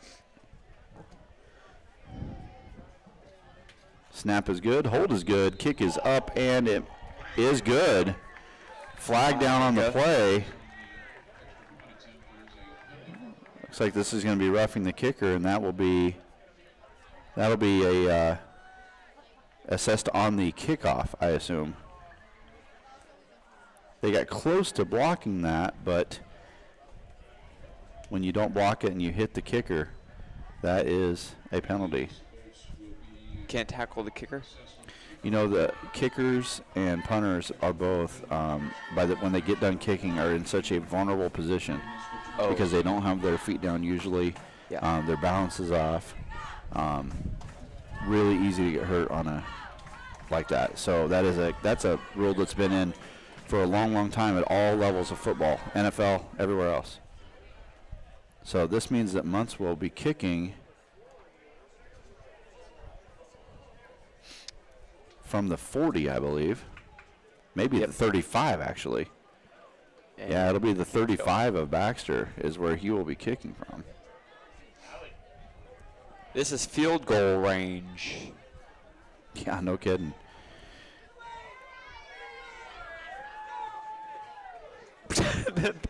Is that Captain Bolt? There's Captain Bolt All right. doing his Captain Bolt thing. Why are we 2 yards back? All right, this would be a great place for an onside kick for Colo to try. But instead he's just going to boot it right through the end zone, and the Bolts will take over at their own 15. So 1:37 left to go, and I don't think any Baxter drive has taken more than 1 minute so far tonight. So they got plenty of time to score again if they'd like to.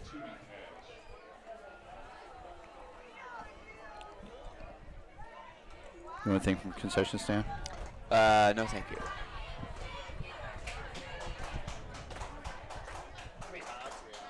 Actually, is it too late? Nope. What do you need? Just a pack of Skittles, please. And if they don't have them, that's fine. Anything to drink? Nope, I got water.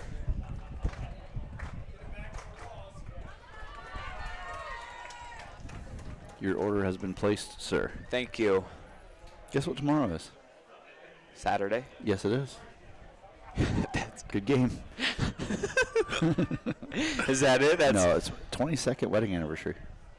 Whose? Mine. Well, Isn't congratulations. that amazing? 22 years. Can't believe anybody put up with me for 22 years. Has it gone by fast? It's gone by extremely fast, incredibly fast.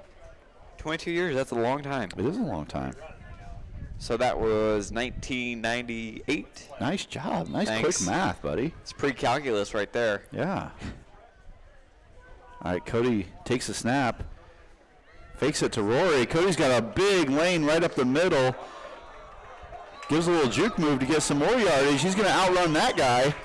Cuts it back inside all the way down to the 11-yard line in one play. The Bolts go from the 15 to the 11. And that is much bigger than a 4-yard gain. And that is plenty for a Baxter Bolts. Huge first down. 126, so that play took 9 seconds off the clock. And it will be a timeout Colo-NESCO. 126 left to go. 125 left to go, excuse me.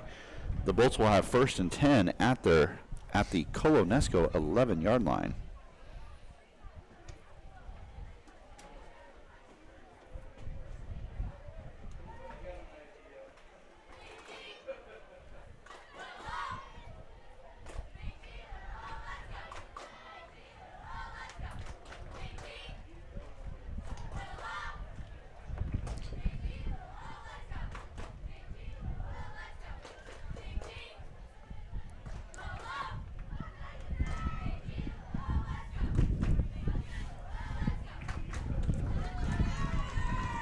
$125 left in this half. And then we have a whole other one. Then, yeah, it feels like It's gone pretty quick, hasn't it? What do you think? No, you don't think so, do you? Nah. Hesitation. I feel like a lot's happened. A lot It's has been happened. quick. 40 to 27 on this pace. And it looks like it's going to be more if the Bolts can punch this in. Uh-huh. So we're looking at an 80 to 54 game at the end if this pace holds out. That would be a high-scoring game. Maybe triple digits. Think so? I doubt it. Doubt it? Cody takes a snap, trying to follow Rory's lead block, and he's going to be down. Oh, and a flag comes in. Looks like there might be a face mask on that tackle. Yes, the ref is already indicating as such. That'll be a redo. Nope. Be 5 yards at the end of the play. Oh. 5 yards at the end of the play. Or half the no, it'll be 5 in this case because no, half the distance. Sorry. So it'll be down at the 3-yard line or the 5. What if it went into the end zone? Would they just? It's just touchdown. It would, if the penalty resulted in yards that went into the end Can't zone? because if it's a 5-yard penalty and you're less than the 5-yard line, then it's half the distance to goal line. Oh. Does that make sense? Yes. So a penalty cannot take you more than half the distance to the end zone. Okay. Roy trying to get in, but he's going to be stacked up at about the 1-yard line. And that should have been no, that wasn't a first down play. So this will be 2nd and 1. I'm sorry, we're not at the goal line, are we? Is it 2nd and 2? I'm confused. 2nd and 2. I think it is 2. From the 2-yard line? From the 4, apparently. 4? So It's kind of hard to tell. I don't know 1. what's going on. I The think it's scoreboard- 2nd and 1. You know what? It on the doesn't matter 2-yard because line. there's a touchdown. 'Cause there's the touchdown touchdown. Bolts. Because the scoreboard had something different. I had something different. Doesn't matter because Cody Damon just ran it in for the Baxter Bolts touchdown, making it 46 to 27 with 39 seconds left to go in this half. That one only took 46 seconds. Rory takes the snap this time, going to look right up the middle, and he's in no problem. Making the score 48 to 27. 48 and Colo-NESCO 27. With 39 seconds left to go in this half.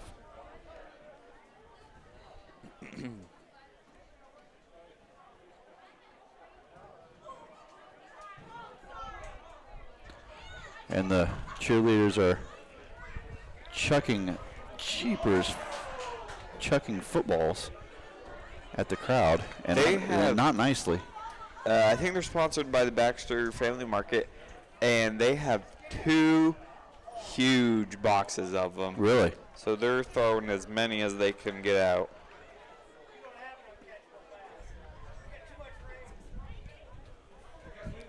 Kinley Beathards threw one basically through the back of the press box here. She hit the open window over by the scorekeepers.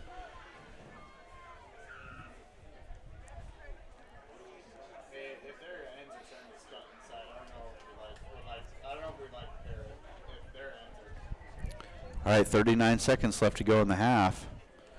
And Baxter looking to take this 21-point lead into the break. Yeah, Jag and Snake. Well, we can. Trade Travis set to kick off for Hey, the Will. Bolts. Hey, Will. You see my text? Whoops. Oh, very close to offsides that time, but it's going to be a kick out of bounds. Full kickoff out of bounds.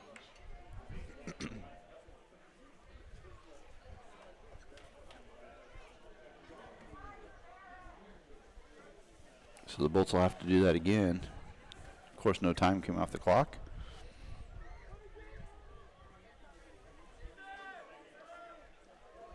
Would offsides be where they line up in front over the line? If they cross the line before the ball's kicked, then Be first down and 10 for it's a offsides. How is that different than a full start? Well, there's no false start on kicking. It's just offsides. Oh, okay. Yeah. Basically the same, though. I mean, just different word for it. All right.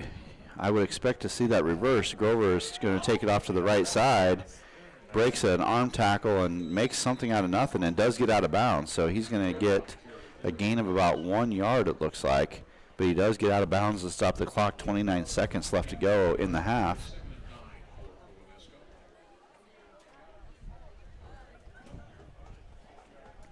9 for Colo-NESCO. Wait.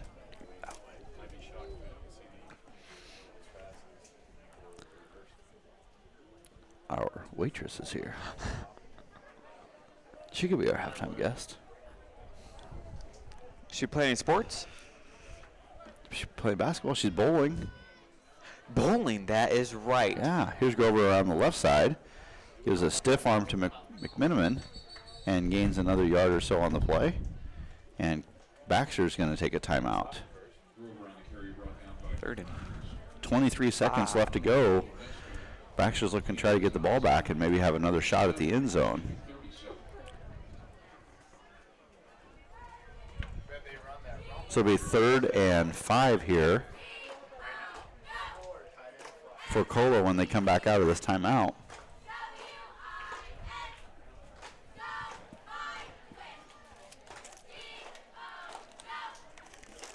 Thank you. Is there cheese in there? Oh, yeah, look at Oh, we that. have nachos. I'm hungry. Here's your $1. I don't want $1. Fine. You don't want $1? No. Thanks for the Skittles. Yeah, you're welcome. Brought to you by Skittles and nachos. Product, Your that's favorite called halftime food. Product placement. Wish we had a ad or something to play during halftime. No while kidding. We ate this. No kidding. This halftime is going to be brought to you by Silence. Sound of Silence by Simon and Garfunkel. Right up the middle, breaking tackles. A flag comes down. He's going to go. We'll have to check out the penalty here. But as it stands right now, that's a touchdown for Colo-NESCO. See what the infraction is. It was thrown right away by the back judge. This is a big call here. And it looks like it's going to go against Baxter.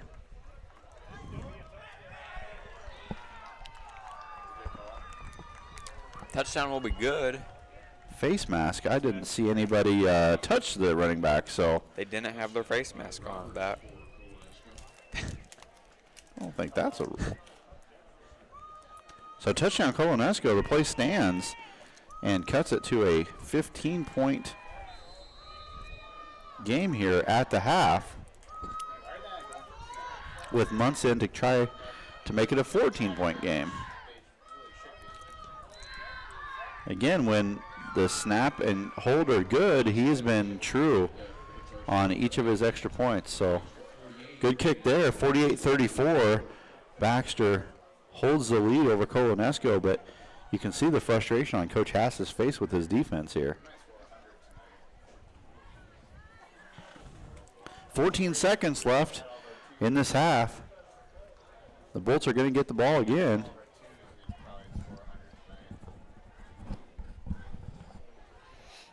Maybe we'll run it back. Haven't done that yet. Who was it that, was it Rory? He had the right distance from the, Yeah. This will be interesting, too, because if Munz kicks it into the end zone, that actually is beneficial to Baxter because the clock will never start. And the Bolts will get 14 seconds left to try to put this in.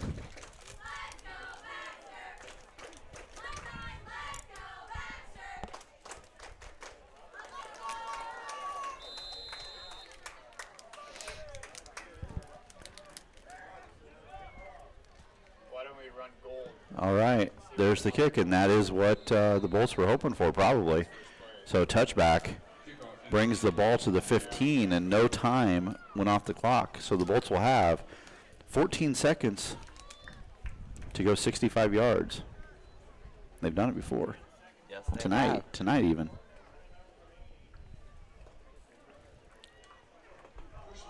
Coach Luther calls the play in.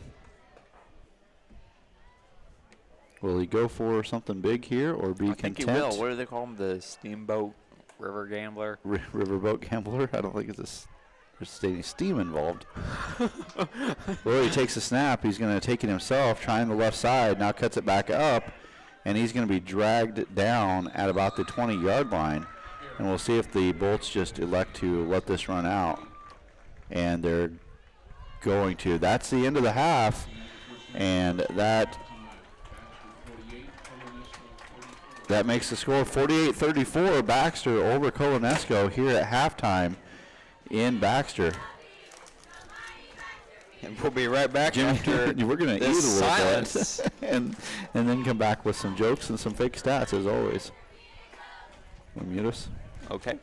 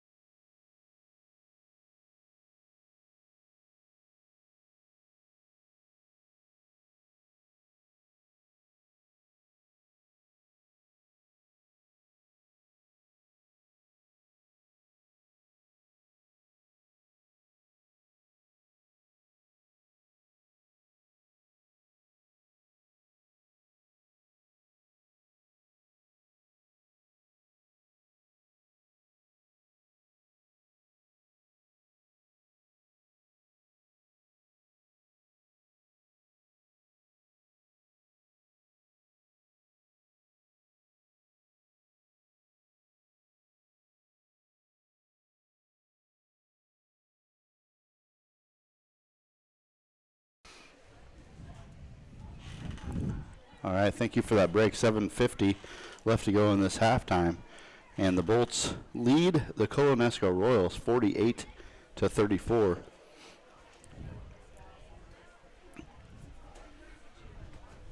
Jimmy had to run to the little Jimmy's room.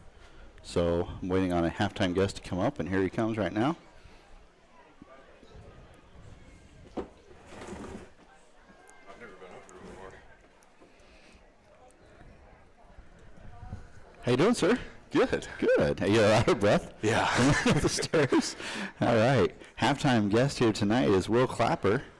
Thanks, Will, for coming up. I appreciate it. No problem. Thanks for having me. They pretty much just been listening to Jimmy and I eat for the last, since half you started. So What better thing to listen to? we put it on silent. They don't need to be hearing that. Oh. Will Clapper, just bring back some memories. You want to be back out there? I do, yeah. I've never seen the field from up here. No. I don't think I've ever even been up here hardly. In this booth, you mean? Yeah, that's crazy. It's a nice view, isn't it? Yeah, it is. How good has Ed Schmidt done on this field here? Oh, amazing. And others, but it looks great, doesn't it? I comment on it every time I come back Yep. for a game. It Yep. looks amazing. I don't think it's ever looked any better. Yeah, the B is like, Yeah. it's crazy good. Well, and I think it's so good that he took and outlined the white numbers in the purple, in that purple. Mm-hmm. I don't know if you've been out on the field to see that, but it's done really, really well. So Yeah. I know other people are helping him out with it, but he gets a lot of credit. So you're a football guy. Give me your analysis of the first half here. What do you think of what the Bolts are doing and how they're trying to stop Colo? I think we're playing pretty well. I mean, definitely the run game. Rory's playing unstoppable right Yeah. now. Yeah, I mean, if he gets a little bit of pasture, he's gone. I mean, he's shifty and you can't tackle him. Yeah.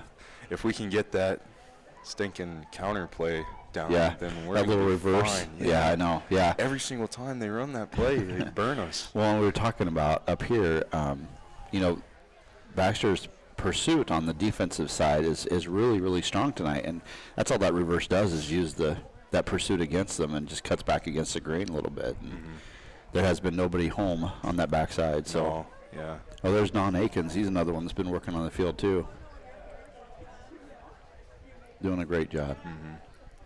No, but I thought Colo's been doing a good job. It's been a pretty good back and forth game. Baxter seems to kind of reminds me of your junior year. Baxter strikes early, and the other team they score, but not quite as quick. Yeah, yeah. I mean, that's really 8-man is about who can get the first stop sometimes. Yeah, I mean, for sure. You can score points pretty fast and sometimes pretty easy depending on who you're playing against. Yeah. So let's give us a life update. What's going on in your life, Will? Not much. Online classes and came back this week to help Dad. Yeah. Getting going on harvest and everything. Going pretty well. Good. I injured my back, and I'm mad to medically retire Really? from the football. Oh. Yeah, Sorry to hear that. I thought I had heard a rumor, but I wasn't sure, so I didn't want to Yeah, bring that up. But yeah. I've told it's been. I mean, did back surgery in the Yep. fall. Went through the fall winter conditioning, and still giving me trouble. yeah. And there's more life than football, and I still get to be a student coach. Oh, good. As soon as I'll still be on the team, just a different role, pretty Good. much. Okay. So I'll still be on the sidelines and everything. As soon as all this COVID stuff Yeah. clears up, it's just such a crazy time to make that transition into a student coach. You enjoyed the coaching part of it? Is that something that you see in your future? Maybe, yeah, maybe especially here. Yeah. I mean, if I get the chance, I think that'd be really fun. I'd like to, ultimately come back and run the farm. So, Yeah. I'll be around, and I'd definitely love to coach. It'd be kind of a busy fall for me. Sure, it would But- be. Yeah, it would but I be. think it'd be worth it. I was even before the game tonight, me and Trice were downstairs, and we were running through one-on-one pass rush and, helping him, if he does this, you got to do that, and, just giving him tips and stuff. And Good. so Good. I think He's having a heck of a sophomore year. He is. He's playing really good, especially on defense. Yeah. He's making me look like I never even played defense. Well, did you, though? Did you? Did you play defense? Play defense? Yeah. Did you? I remember offensively, but I didn't remember Yeah, defensively. yeah. All I right. was in there. I was in there sometimes. All right. Okay. All right. All right. Yeah, he's having a heck of a sophomore year. It's really fun to watch. Yeah, he is. So, well, normally I'll let Jimmy go back here, but normally we tell jokes at this time. What's your favorite clean joke that's not going to get us banned from YouTube? Ooh, well, I used most of my good jokes that day, the first game, when I was texting you. All those jokes. Yeah. That's right. You were texting quite a bit, weren't you? Yeah. Yeah. Have you ever heard that, the red shirt that's like Jeff Foxworthy? Like, bring me my red shirt, the sailor. Yes. That one's so funny. Yeah. That's kind of a long one, though. It is kind of a long one. Yeah, but that is a good one. Everyone at home, go look that up as soon as this game's over. On YouTube after you YouTube. subscribe to Yeah, us. after Oh, you the subscribe. Colo coach just dropped something, and I don't think he realizes it. He's on the field. It's going to be picked up here. Nice. Or maybe he didn't drop it. Maybe it was thrown that way. Maybe. Okay, whatever. Oh, is it one of those footballs? I think it was maybe it was one of the You footballs. gotta Yeah. have your head on a swivel when they're out. The cheerleaders are out there throwing those footballs. There's one of them. I think it was Kinley Beathers threw one through the window over here. Not in this area, but in the middle area, and it was a shot. Yeah. And she's got a gun. Her and Lydia Pierce, I saw throw a couple of them too. Do we know who we got next week for playoffs? Not yet. It comes out tomorrow at noon. Is when that will be released, and the location and the opponent will be released tomorrow. Okay. So tomorrow at noon, but we play next Friday. So it's kind of odd that they're only giving them that amount of time to prep, you know. Yeah. But yeah. All right. So before I let you go, give me your prediction for the second half here. Baxter's already got the 48-34 lead. What are you thinking? I think we're definitely going to expand on the lead. I bet Coach really cracked down on that play and those. I mean, it could potentially be a lot closer if that player makes those couple catches there in the first half. Yeah, two different receivers dropped wide open, really touchdowns. Oh, really? Yeah. They had nobody in front of them, especially 31, Shantz is a very fast kid. Mm-hmm. If he catches that one early, it might be a different game right now. Yeah. But I think if we crack down on that, I think we'll be fine. Great. Well, thank you, sir. Appreciate you coming up. Good to talk to Nice to see you, buddy. Nice to see you guys. All right. That was Will Clapper. We'll make the transition back to Jimmy here.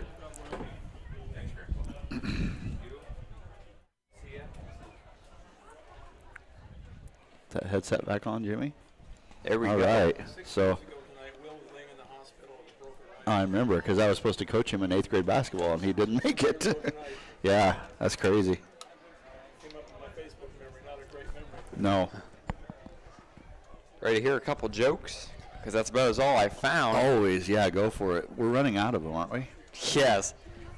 Seriously. It's very hard to find jokes on the internet after you've looked for 3 years. More than 3. You've only been in this 3? 4. Is it 4 would years? be right. Yeah. Okay. Okay, you ready? Yep, go for it. A magician was walking down the street and turned into a grocery store. that's Let's say it again. A magician was walking down the street and turned into a grocery store. Wow. Hey, Coach Patch, Huh? you can give a shout out to Beeler Lawn and Landscape. I can float you a couple bucks. Got maybe $2 in my wallet. $2. All right. can add 48 to that. For $2, I can give you. Hey, if you need landscaping, call B. That's $2 worth right there.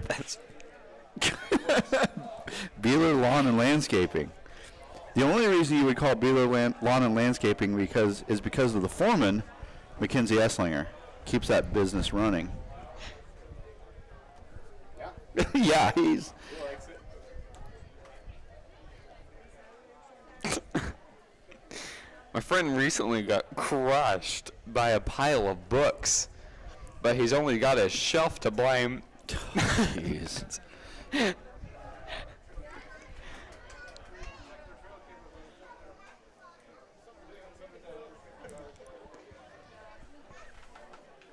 All right, we're just about ready to start the second half here.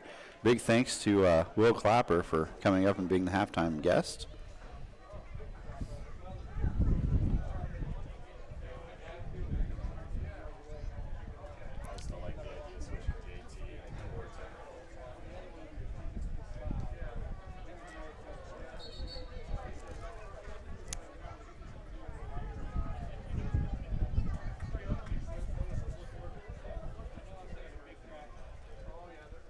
You got one more for us, Jimmy, before this half starts?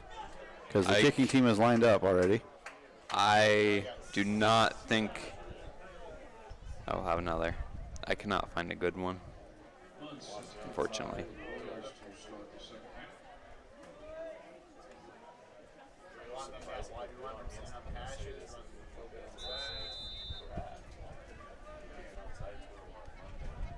Guys, damn it, back. Why are they backing up? All right, Rory's going to take the opening second half kick at the 2, and looking for room up the middle. He's going to be knocked backwards, but it's going to be spotted.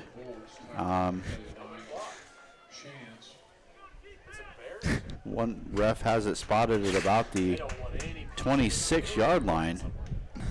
They haven't put the ball down yet, but it looks like it's going to be at the 26 is where Rory was hit and knocked backwards, so you must have found another one. Why did Humpty Dumpty have a great fall? Why? To make up for his miserable summer. That's so dumb. All right, Cody Damon going to take the snap and give it to Rory Hare around right up the middle. He breaks the tackle, sidesteps another. He is at the 30, 25, inside the 20. Got the entire Colo-NESCO team down with him. Great pursuit by them, but Rory gets all the way down to the 14-yard line. Another quick offensive possession in store here for Baxter. That'll be plenty for another Baxter Bolts. First down. Seeing if you were paying attention. I'm always paying attention. It's one of the skills required to be a broadcaster extraordinaire. All right, Cody going to fake the handoff to Rory this time and try it himself, and he's going to be wrapped up and dropped after a gain of about 1. Short gain on the play.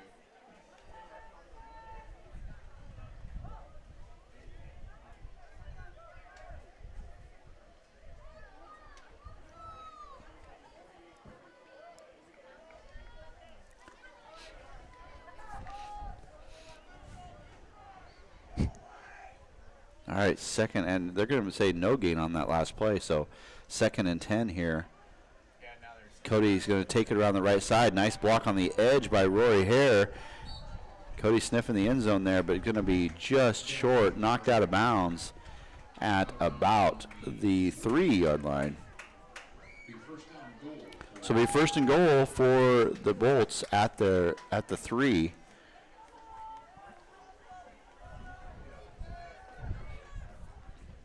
And sorry, Jimmy, that Cody Damon run was good enough for another Baxter Bolts. First and goal. Cody takes the snap. He's got Rory back there with him, trying to follow that lead block again, and Cody's doesn't have much room out there. Running to the left side out of that formation has not been positive for the Bolts so far. Did I ever tell you what you call a sleepwalking nun? What? A Roman Catholic. Oh, yeah, you have said that one before. I do like that one, though.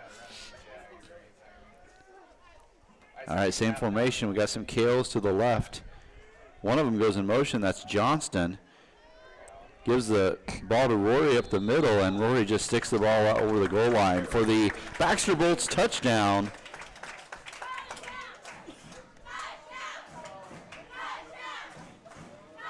Now look at you. I know. Snapping through that. That makes it 54-34, a 20-point lead for the Bolts. 2-point conversion coming up.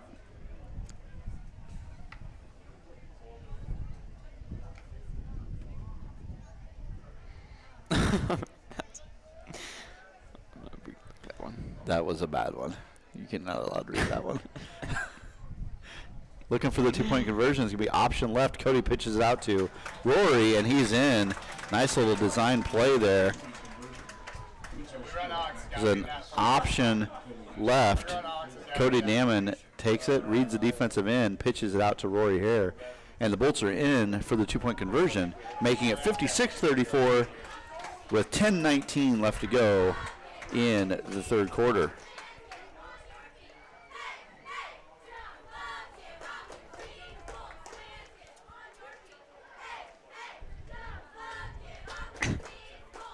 You know, sometimes I really like to tuck my knees into my chest and lean forward. It's just how I roll.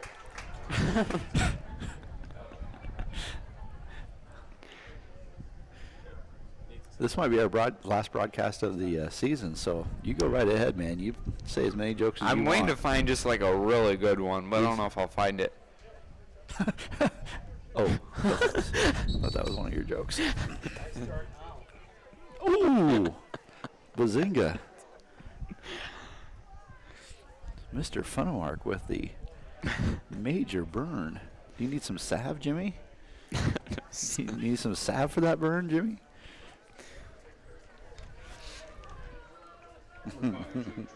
Have you heard the one about the bad pole vaulter? Vaulter. The bad pole vaulter? Yeah. No. It never goes over well. All right, Shantz takes the kick at the 2, runs it out to about the 23-yard line. Nice return, 21 yards. On the carry, brought down by Nelson and McMiniman. Now at least we know what Coach Bully wants for dinner when he gets home. First down and 10 for the Royals. Cheese and rice.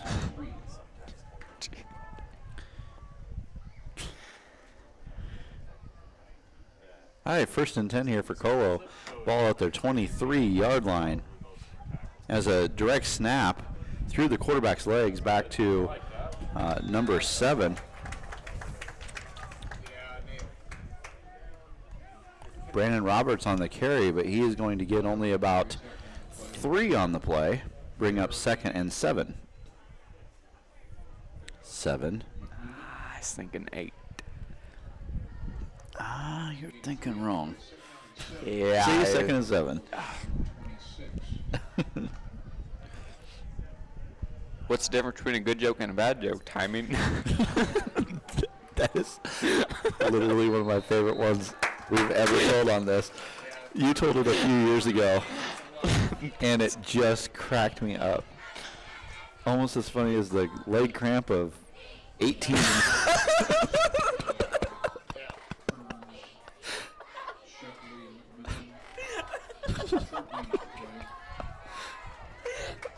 Are you done? If you don't remember, I don't even know how many. 2 years ago, maybe. I don't know. You got a leg cramp that would just go away. That made me jump out the window. Here's that end around again. And it's going to be enough for a Bolts first down. Finally brought down by Rory Hare after the runner had crossed the 35. Going to be marked down at the 36. Oh, boy. Yeah, that was funny. Not from where I was sitting.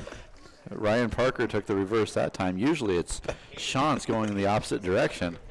That time it was Parker coming to the left side. And that's that play Will Clapper talked about needing to stop in the second half. Here's Grover around the right side. He's going to be tripped up and fall across midfield. Going to bring up a 2nd and 5. The referee got the ball stuck to his hand. Couldn't pass it back in there. Andrew Grover has been the workhorse of the Colo-NESCO Royal team. You know, I really don't want to brag, but I speak fluent Pig Latin. I mean, I'm not fluent, but I'm sure if I ever went there, I could get by. We'll end on that one. Wow. Here's that direct snap again. This time he's going to look to pass. Tucks it down and gets maybe a yard out of it. So that was a play they'd run a couple of times before. That direct snap through the quarterback's legs back to the running back. That time it looked like he was going to throw the ball, but couldn't find anybody downfield. Good coverage by the Bolts secondary.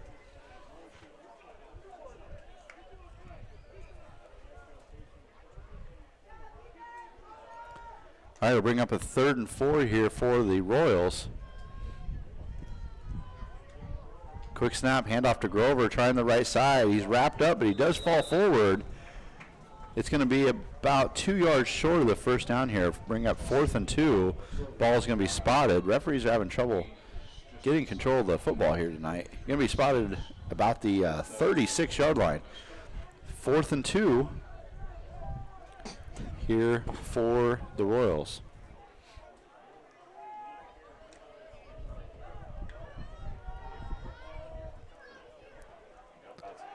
Roll out to the right.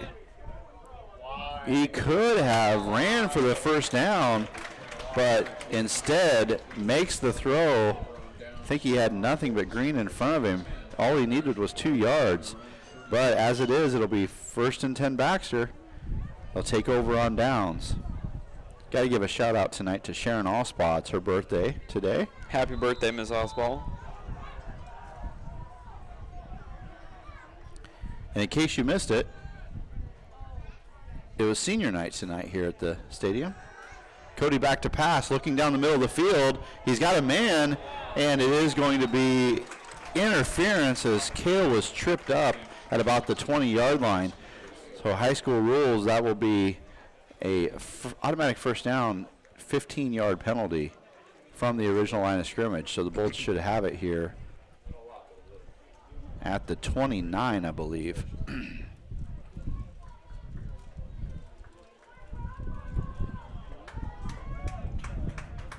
So interference, they're going to give him the 28. I think they gave him a 16-yard penalty on that.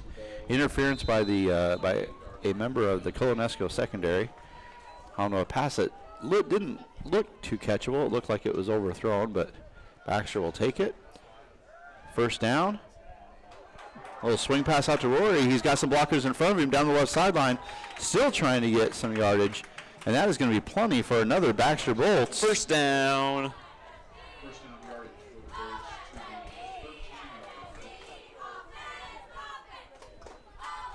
to the 13-yard line. You know, it's very rare for a defibrillator to fail.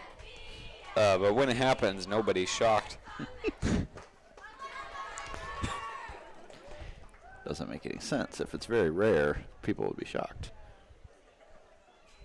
Cody's going to try right up the middle, and he's going to have it. Touchdown, Baxter Bolts. Cody Damon takes the snap. The line makes a huge hole for him right up the middle, and no one touches Cody all the way to the end zone. 62-34, 6:19 left to go in the third quarter.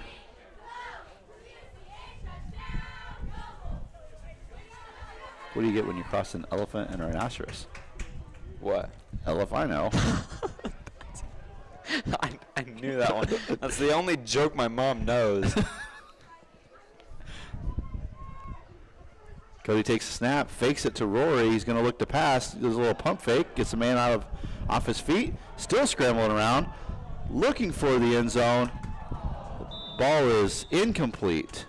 Extra point attempt, no good, leaves our score at It's an exciting incomplete for a two-point conversion. Keeps the score at 62-34 with 6:19 left to go in the third quarter. You know how you make, you know how churches make holy water? How? They boil the hell out of it. Did I ever tell you about when the Lord told John, come forth and you will receive eternal life. But John came fifth and he got a toaster.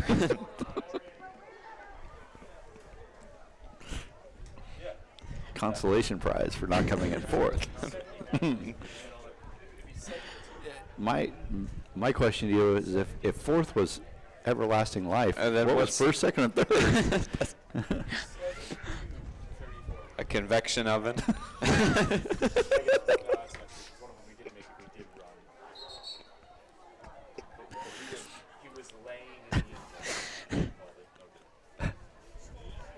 Oh, Jimmy, I missed you.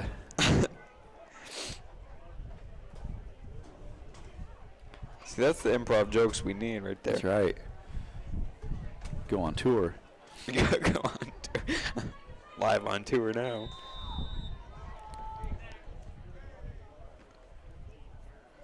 Jake Travis in to kick. Trying to send this one into the end zone. It's bobbled by Shantz at the 4. He's going to bring it out and going to get all the way to the 20. Good returning tonight by I wasn't watching. I forgot. Mr. Shantz.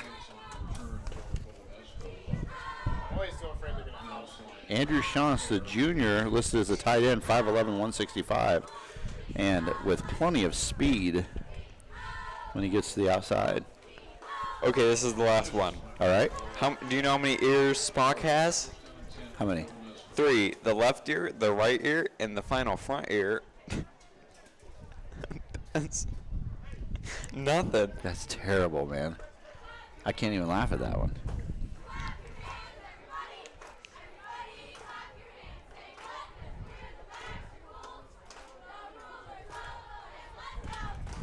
Any comments on YouTube? I don't think so. Comments died Mr. down. Luther still wants to know how much time is left. 6:13 left to go in the third quarter. 62-34.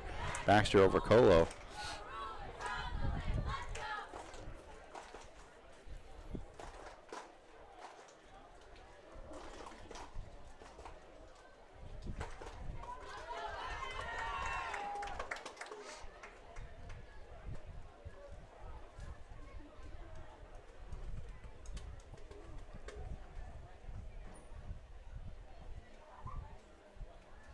Breaking news, a man got hit by a rental car. Said it hurts.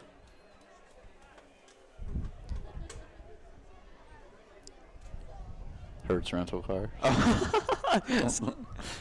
Really, man?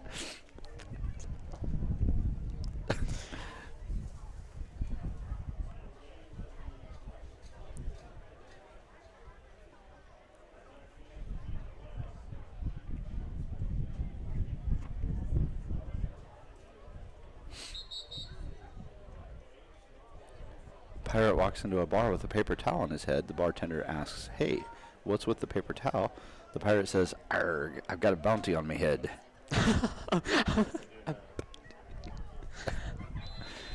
That's pretty good.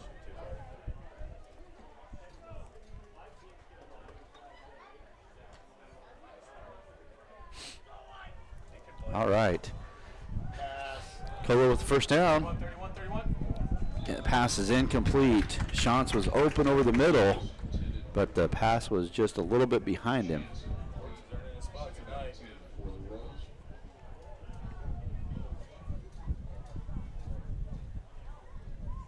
in the spot. I'm trying. I keep telling them to get out here at 5:30 in the morning. And they're I had a dream last night that I was in a teepee, and then I left, and I went to a wigwam. What's a wigwam? It's another Native American dwelling. And then I was camping. It was intense. that was good shit. Nice play there by the Baxter defense to hold Grover to just 1 yard on the carry. So after the gain of 2, so after the incompletion and that gain of 2, we bring up 3rd and 8. 3rd and 8. 3rd and 8. Okay, 3rd and 8. Miss Luther says we should sell a joke book to raise our $2,000. She'd buy it. What would we do for the other $1,995? Seems short-sighted on her end. Looking downfield, got a man. Shantz is there. Great catch. Cody Damon was with him step for step, but Shantz caught that ball. The ball was dropped right over his left shoulder. Perfect pass. Never had to break stride. And the reception takes Colo all the way down to the Bolts' 24-yard line.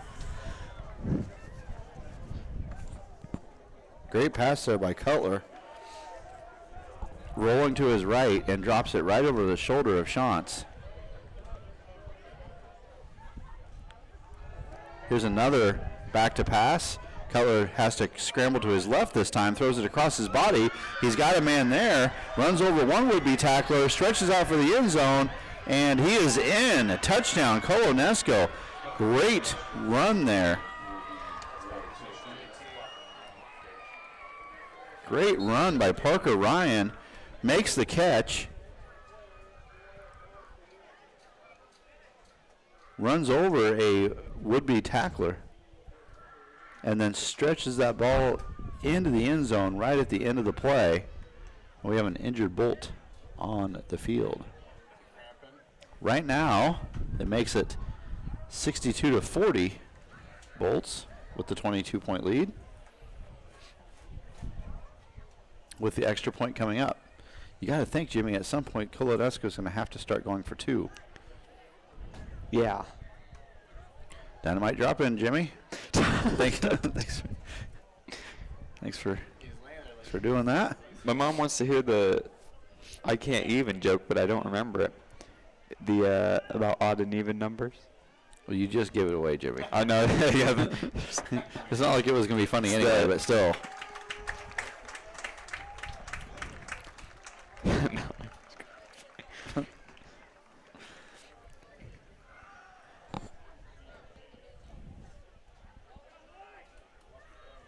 Good to see the Bolts player up and walking off under his own power. It's unseasonably warm. I think it was a record today. Was it 86 degrees, I think, something like that? Uh-huh. With 86 mile-an-hour winds? Every one of those winds brought a degree in it with it. Offsides against the So Bolts jump off sides. It'll get the Colo-NESCO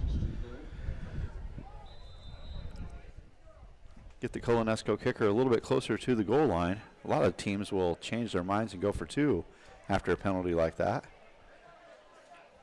But Maybe this they're has been, gonna- I'm sorry? Maybe they're gonna fake it. Oh, it is a bad snap, and all Muntz can do is fall on it. The snap goes over the holder's head. Muntz falls on the ball, and that will be an incomplete point after try.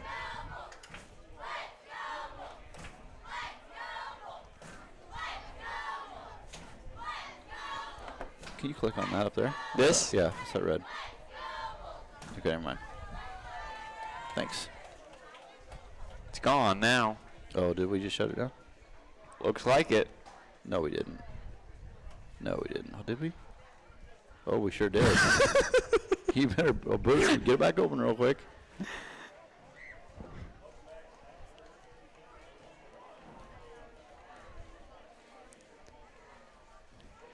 What happened? What did happen? I don't think we're streaming right now. Pretty soon it's just going to go. What is going on? Don't you ever click on something when I tell you to click on it again. Well, it's still open, though. I'm gonna click it again. There. And You just there we did it. go. Okay. So we never went on the air. You let me do the I knew it was broadcasting Oh, extraordinary. there's a onside kick that goes off the face mask of the Bolts player, but that's Cody Damon, and he covers it up. So that's where the Bolts will take over. 1st and 10 at the Colo-NESCO 38-yard line.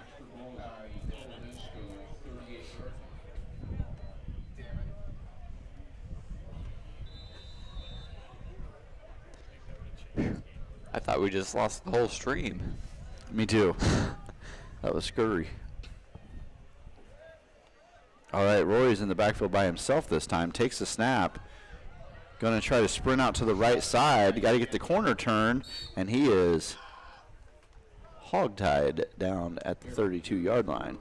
The Bulls knocked it out by Any idea why Devin's on the sideline? I think because he wanted to go out for football. 8 is to the No, I have no clue. 7 and 4 for the Bulls.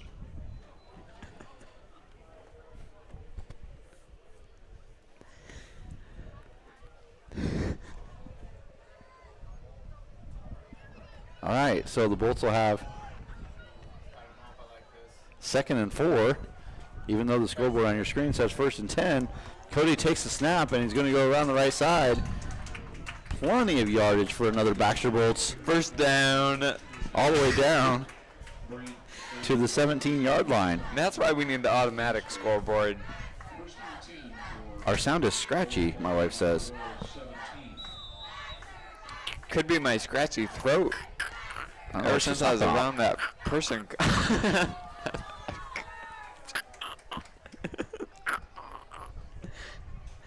Uh-oh. She says our speaker is blown. Anybody out there in TV land has a used television they would like to sell me? Apparently our speaker just blew it home, so It wasn't me laughing, was it? probably. You're they, Color or black and white? well, it was color. I suppose you want a flat screen, or would you make one of the big honking? No, I'd like a flat screen, 50-inch if you got it. I thought when you sit in the back of a truck, you don't haul it down to you. It takes 2 minutes. I know Will carry it downstairs. There you go. Will and Trice Not with his can bad back. carry it. Trice can carry it. There you go. I can open the door for him.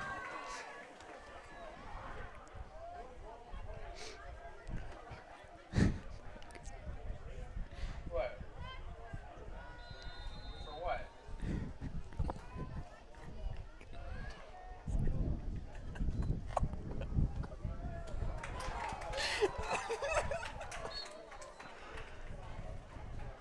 Here on the carry, knocked out of bounds by Cutler. First down yardage for the Bolts. Ball on the 5. So Bolts will have first and goal at the 5-yard line. There is 3:44 left to go in the third quarter. I think we got our first hit comment. The handoff goes to Rory, but he's going to have it tough going there on the left side. And the Bolts have just not had enough or had as much luck there on the left side as they've had up the middle and toward the right. Second and goal for Baxter. I think big number 17, Ryan Parker. I'm sorry, Parker Ryan. I got those backwards a little bit there. Parker Ryan had something to do with that.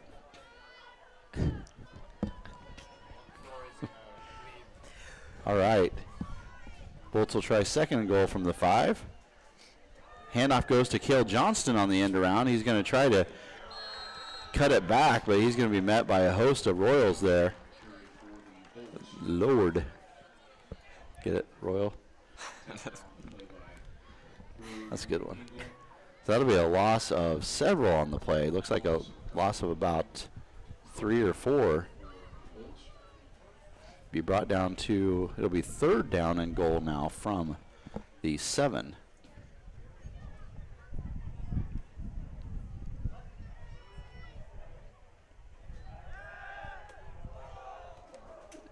Incomplete pass intended for Cale Johnston in the corner of the end zone. Just a little bit overthrown. Cody had a lot of zip on that one. So bring up fourth and goal from the 7.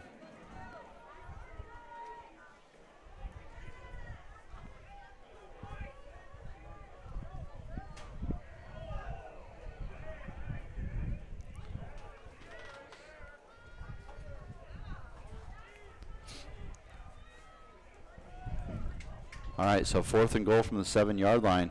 Cody takes the snap, fakes it to Rory, trying to take it himself up the middle, and he's going to be short. Good stand there for the Colo-NESCO defense, and it's going to be a turnover on downs for Baxter. And it looks like Colo-NESCO will take over at their own 3-yard line. First and 10 for Colo-NESCO, ball on their own 3.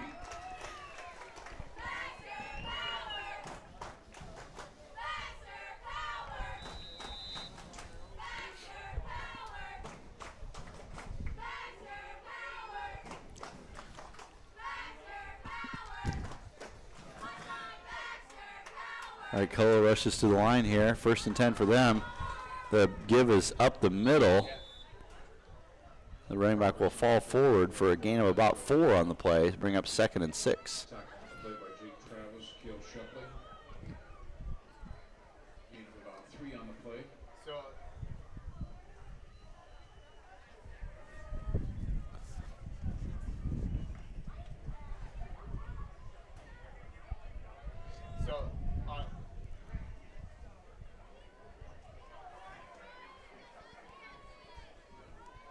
Pam thinks the sound issue might be on our end. We You want to check Uh, OBS real quick?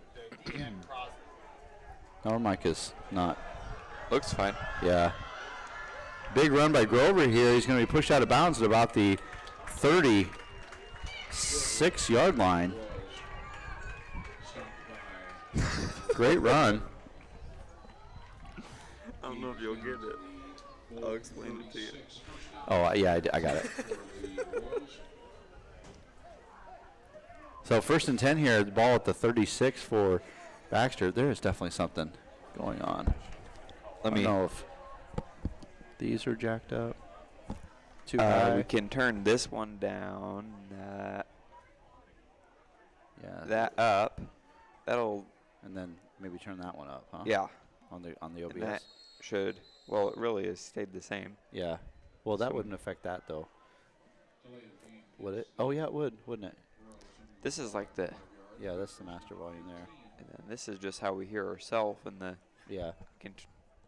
So yeah, That's not bad. Pam, you can let me know if that's any better.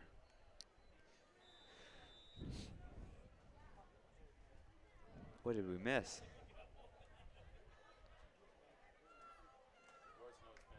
Well, it was a offsides or false start penalty by Colo there.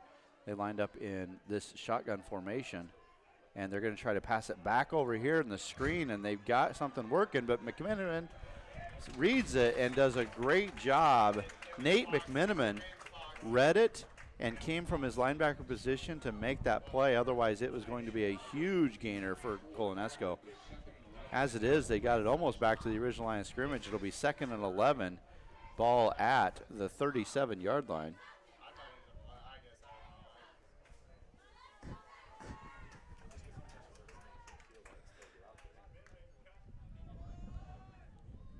All right, so Colo has it 2nd down and 11.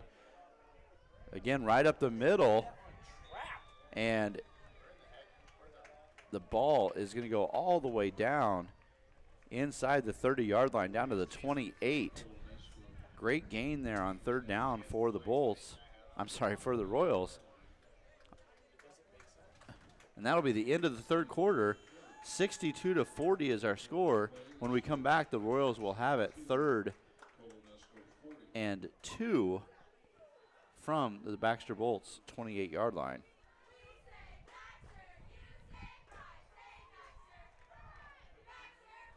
Okay, so now she says it's better, but a lot quieter. The buzzing is gone, but it's too quiet. Okay. I will fix that.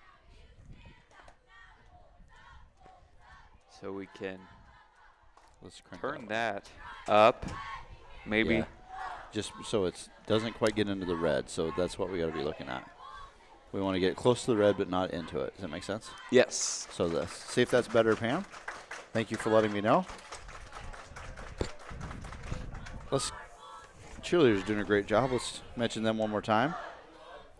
Captains are Olivia Aker and Morgan Keeley. Kinley Beathers, Janie Gowdy, Sarah Grimes, Lydia Pierce, Morgan Ratliff, Brianna Winfield. Kaylee Spangenberg is your manager, and the cheer coach is Cassie Applegate Brummel. We got to sound is much better. Good. Thank you, Shelly. I appreciate that. Somebody should have let us know at the beginning. Grover's got a lot of real estate. He is down inside the 10-yard line. Plenty for a Colo 1st down. And they'll be knocking on the doorstep here. It'll be 1st and goal from the 8 for the Royals. Pam says perfect. Let's take a picture of all those settings. Okay. So we can get those back. Not touch screen. No. Nope, right here. Okay, there we go. There you go. Right up the middle. Maybe a picture of that too, yeah. Perfect, thank you. Okay, it'll be 2nd and goal from the 4. Inside the 5-yard line. But our linebacker is 2nd and goal for Colo-NESCO.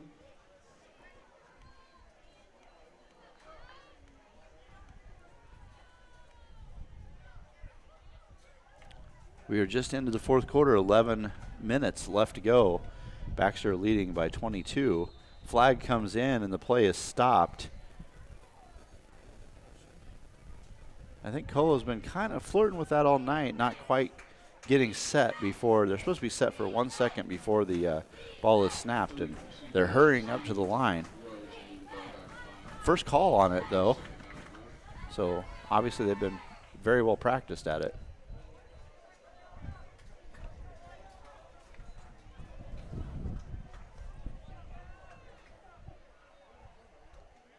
So turns out our speaker was not blown. Well, that'll save you a few hundred. Yeah. Nice pass there into the end zone. Pass is complete for a Colo-NESCO touchdown. That is that familiar combination. Cutler to Shantz. With 10:53 left in the game. And that cuts it to 62-46. A 16-point lead. It's now down to a 2-score lead. And it looks like Colo is going to go for 2 this time. Probably the right thing to do, right idea. Grover's going to try on the left side. He's going to be close. He's not in.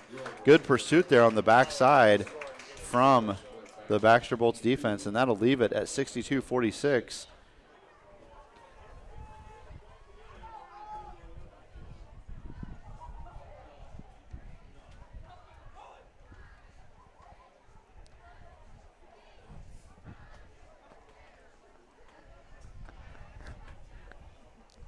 (62-46) with 10:53 left to go in the game here.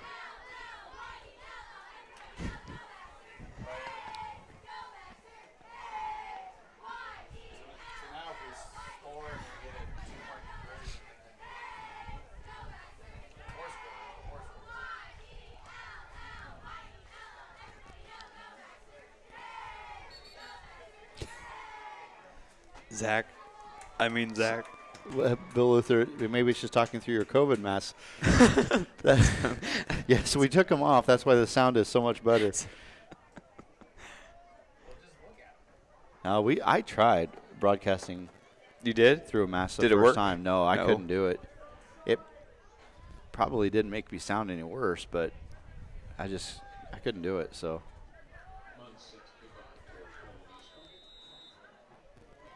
Mr. Luther, I hope you're doing well in Oklahoma.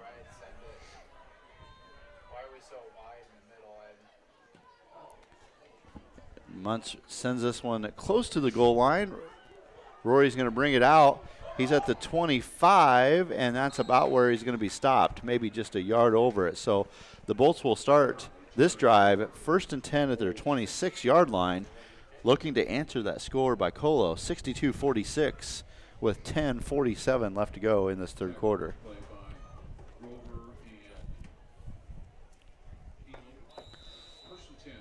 It's always an adventure, Jimmy. Always an adventure.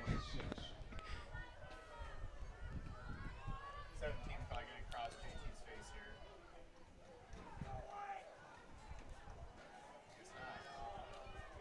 Cody trying up the middle, and he is stuck after a gain of about 4 on the play. Give him 5. It'll be 2nd and 5 here for the Bolts. Good open field tackle. Stopped Cody right where he was.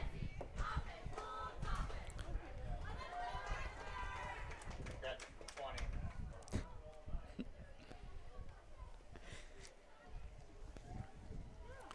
Bolts content to let some of the time run off the clock now on their own. Play clock down to 10. Game clock just over 10 minutes left to go. Cody takes a snap, looking to follow Rory around the left side. Tries to break a tackle, but he is knocked out of bounds after a gain of about 2. So it'll bring up a 3rd And 3? 3, 3rd and 3. If it's athletic kid, we got to. I can't wait till we get those commercials back. I know.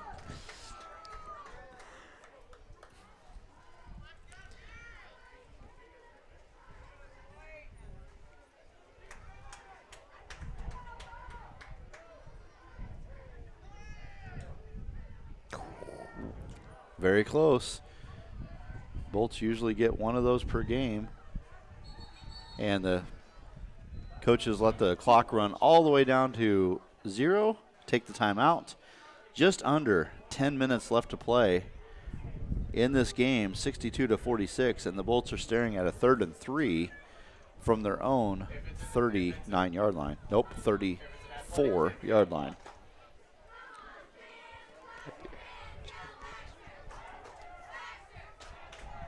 Hi, brother, a.k.a. Zach. I mean Zach. He spelled your name wrong. Is that why he did the I mean? Yeah. That's funny.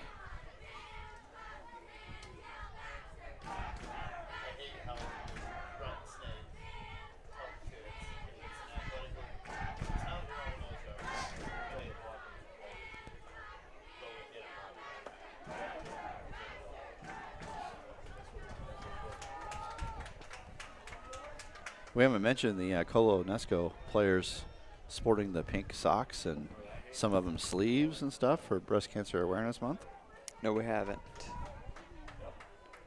Well, consider it mentioned. All right, so the Bulls have 3rd and 3 here, trying to sustain this drive. 4 receivers in the pattern. Cody trying the left side. He's got enough for a first down. He cuts it back in the middle, looking for more, and he's tripped up.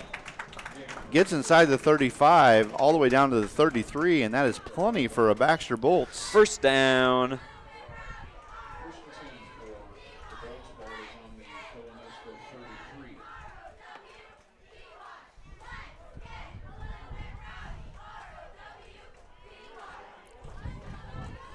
First and 10.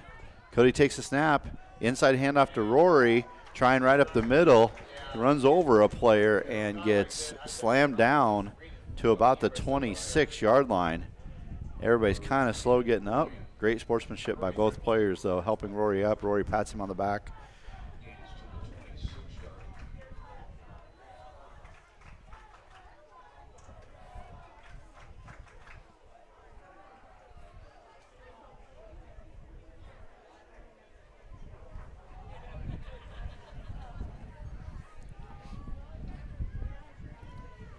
All right, 2nd and 3 here for the Bolts.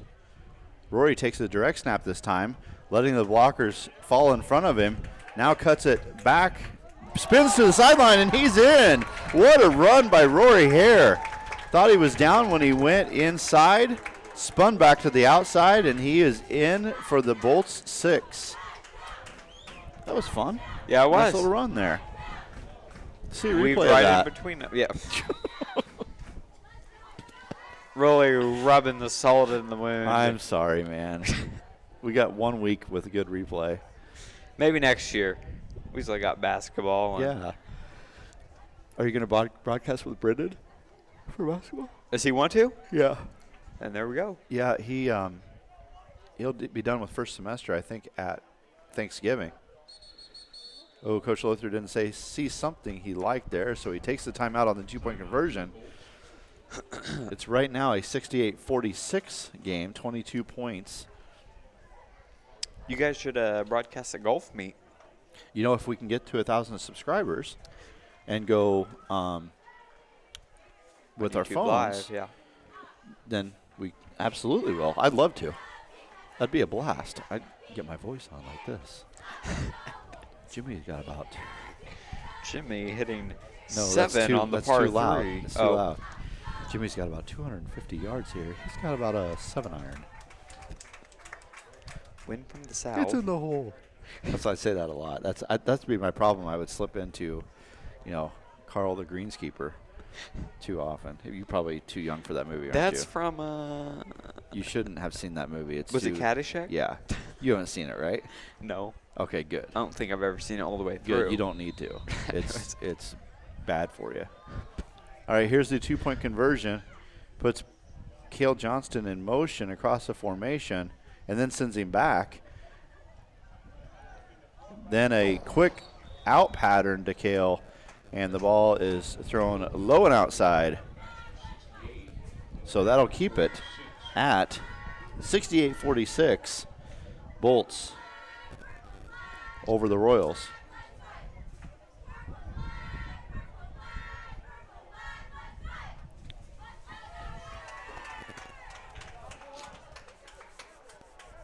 Well, Jimmy, you said it was going to be a close, low-scoring game. And I was wrong. I wasn't going to point out that you were wrong. I was just going to ask if you wanted to change your prediction at any point in this That's game. the broadcaster's jinx. I've got the worst case of it.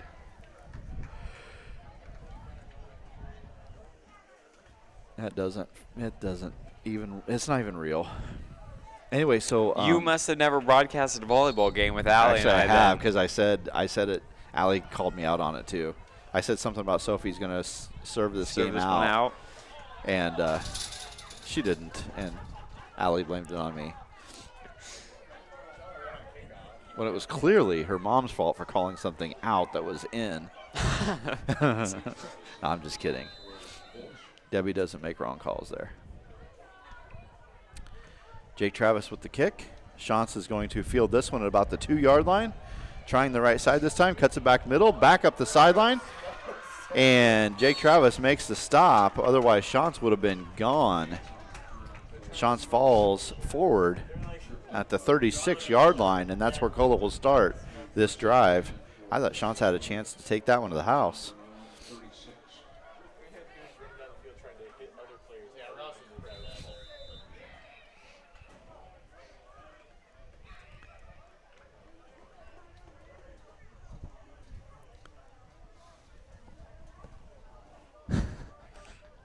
I'm confused by the clipboard and pen that guy's wielding. Should I be doing that?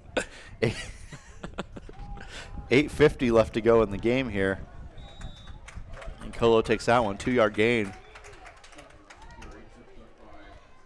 That is Cutler taking it himself around the left side. Gain of 2 will bring up 2nd and 8.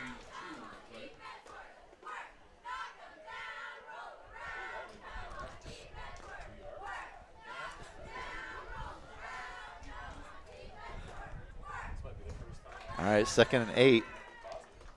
Ball is 2 yards shy of midfield. Cutler runs up on it, takes the snap. Cutler gives it to Grover, trying to follow lead block, cuts it up the middle, and Cody Damon holds on by a sleeve there, drags the player down, but not until he gets a first down. Nice run there by Grover.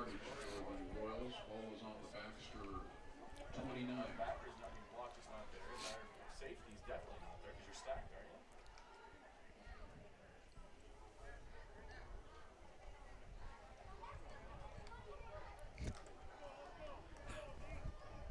you? You waiting for it? All right, 1st and 10 here. Ball inside the 30-yard line for Colo. Shotgun snap.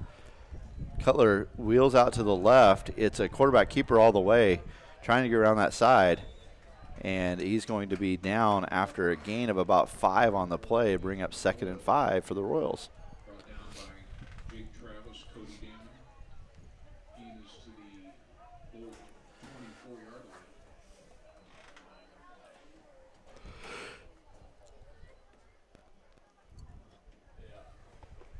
If they look at the other ones, they call You know, it's going to be pretty important, too, if the state decides, to limit the number of people in basketball games. It's going to be really important that we broadcast as many as we can, too. Here's Grover around the left side, and he's going to have enough for the first down to the 12-yard line. Nope, 17-yard line. I don't know why I can't get that right. down to the 16-yard line. To the old 16. It'll be 1st and 10, Colo at the Bolts 16. Well, they didn't limit volleyball, did they? They did not, no. Just kind of worried about. You hear more and more cases right now among teams. Here's that reverse again. Shantz on the right side, being chased from behind by Cody, again. but he's not going to get there. Actually, that was Jake Travis trying to chase him down. He's not going to get there. JT was pretty close to winning that one. Another reverse, and that's going to be a touchdown for Colo-NESCO. Nice play there.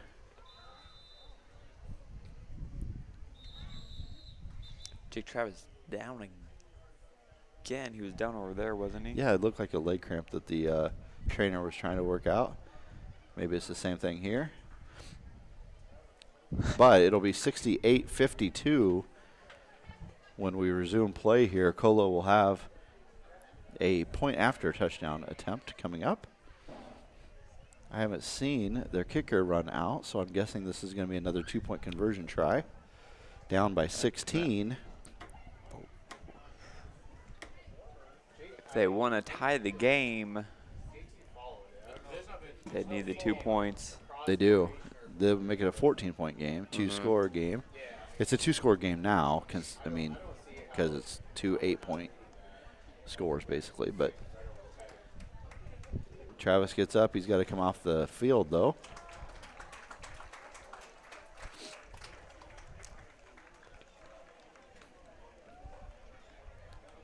Oh. All right, Colo-NESCO with the 2-point conversion attempt. They take the snap. Cutler looking to roll out and take it himself. He's got it. So he'll be in for the 2-point conversion on the naked bootleg off to the left side. And that'll make the score 68-54 with 7:15 left to go in this game. Still a lot can happen. You bet. Bolts kind of slowed down in the second half with scoring. It's the last time I asked anybody for predictions, by the way. You were low-scoring, close game. Will said we were going to expand the lead in the second half. Hey, I thought we'd get to 100, but I think we all thought it was going to expand the lead in highest the second scoring half. game. What? Highest scoring game? It was this year? I don't know. This is the highest scoring Bolts. game for this year. But Bolts. in the history of Baxter Bolts, it was the 90-88 win over Meskwaki last year. 90 to 88. points. That was into overtime. Nope, not into overtime. Nope.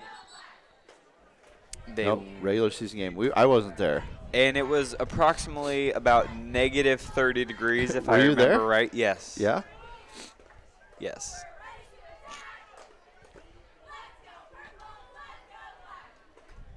It's a long game.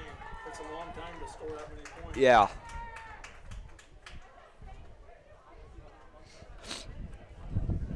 Months to kick off for the Royals. All right. 7:15 left to go in this game.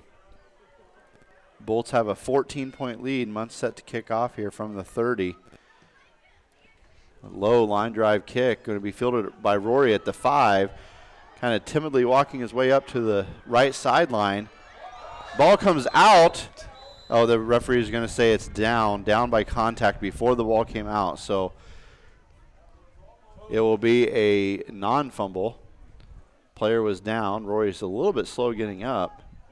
They were covered by the Bulls. He works himself back to the huddle here. It'll be 1st and 10 for the Bolts at their own 24-yard line. Yep.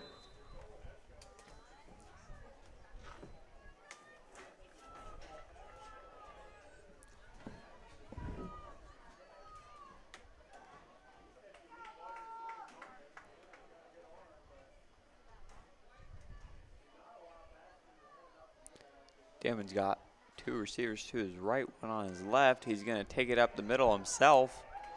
He'll be brought down by number 1, about gain of 6 on that play. He is out across the 30. I think they'll give him 7. But I'll tell you when we got 20 seconds. Bring up 2nd and 3rd. Back to you, Padge. All right, thanks, buddy.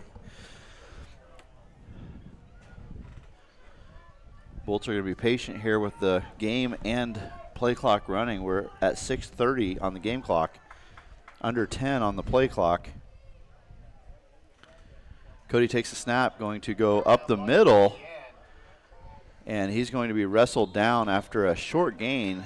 Going to bring up a 3rd and about 1. Being out across the 33. 3rd and short for Keeps the clock running, though. Bolts. The Royals desperately need a stop here with 6 minutes left to go in this game. And trailing 14. Once again, the Bolts will let this run down. to under 10 on the play clock. Rory's by himself, needs a yard for the first down here, and he'll have that yard and then some right up the middle. He's at the 20, 15, 10, 5. Rory Hare with the touchdown. Baxter Bolts. Looking for 1 yard to get the first down, end up with a lot more and 6 points. You got to think that'll be very close to sealing this one for the Bolts, taking the 20-point lead with 5:39 left to go in this game, looking to make it 22 on this 2-point conversion.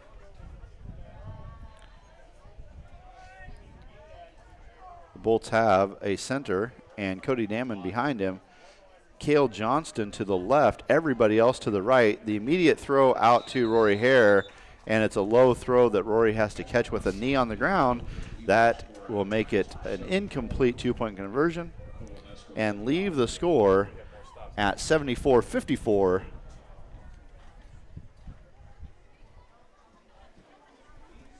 think that looks pretty darn good. Yeah.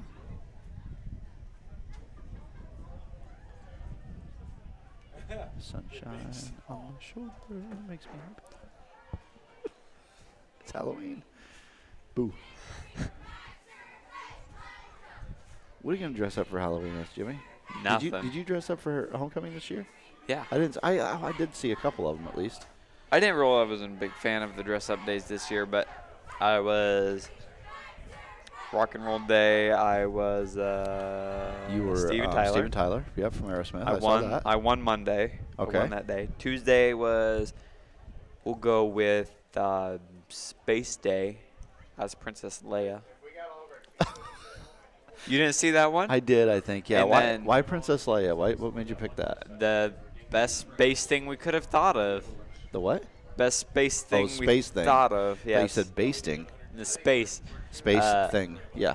Okay, got it. Wednesday Couldn't was, have gone as Yoda. That would have been great. That would have been a good one too. Wednesday was pajamas. I just wore pajamas, and then class color. And Spirit Day. An onside kick try by the Bolts will be covered by the Royals at the 36-yard line. Maybe trying a little surprise there to get the ball right back, but that'll give the Royals a short field here.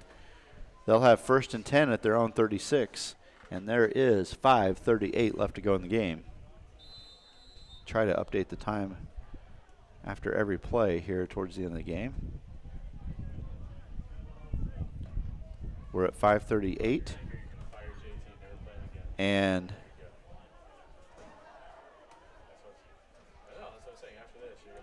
here's that reverse.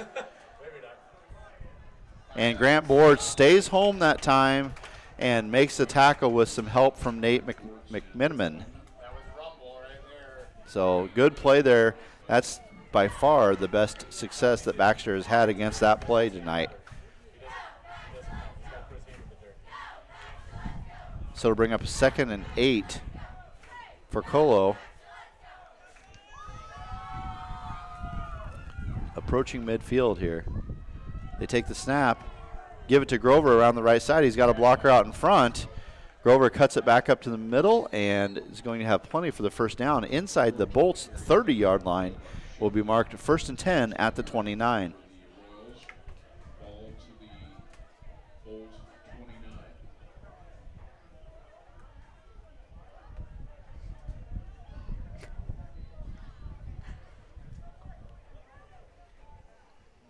What a night. What a night. Been a fun night. All right, 4:40 left to go. Cutler rolls out to his left, looking to pass, has to turn his body. Ramble. Still looking downfield, is going to be forced out of bounds at, it looks like about the 26-yard line, so a gain of about 4 on the play. 2nd and 6. 2nd and 7. You think gain of 3? Yep. Yeah, I think you're right. Gain of 3. 2nd and 7. How do they not see that they had a sack there if they just go?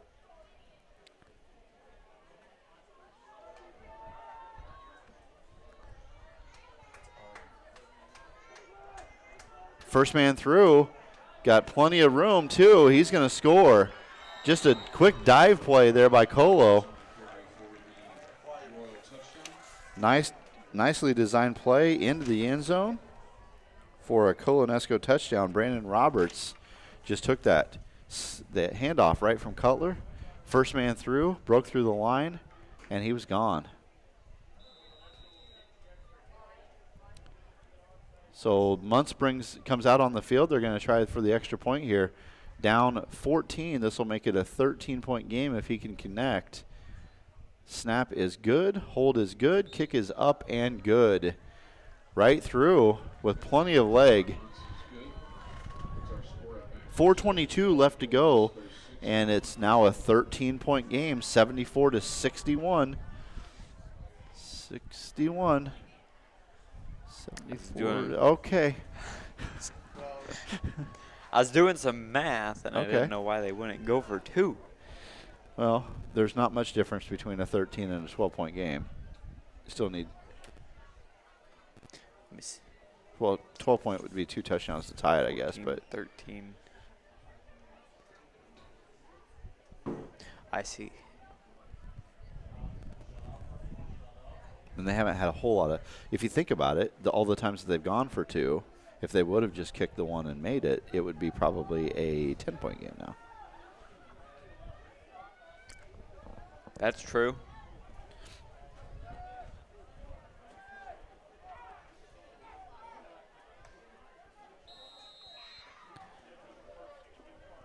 All right, 74-61.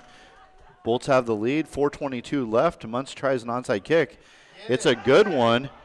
Finally caught by Cale Shepley all the way back to the 17-yard line. And that's where the Bolts will take over. 1st and 10 at their own 17. Colo has to have a 3-and-out here if they want any shot at coming back in this game. 74-61. Not only do they need a stop, I think they need a quick stop. 4:21 left to go. Baxter has a 13-point lead and the ball. Cody takes a snap, gives it to Rory on the right side, weaving his way through. He's going to have a gain of about 6 on the play, going to bring up 2nd and 4.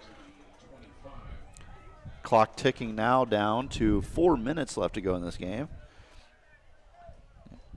Colo will have to start thinking about taking some of their timeouts. I believe they have all 3, don't they? Yeah, they've only taken 1 the whole game, I think. Again, the Bolts will let this one run down. When they snap this ball, it'll be under 3:45 to go. Johnston goes in motion. Handoff to Rory, trying the right side. He's going to be wrapped up, but not until he's got another Baxter Bolts. First down. What was with the hesitation? I didn't know if they were gonna. I was waiting until I saw the sticks move. Oh, there's very little trust between I me don't and want you, to. is there? Well, when you tell me to hit the button and it almost shuts it down the whole live stream. Okay, you're right. 3:20 left to go now in the game. 3:20.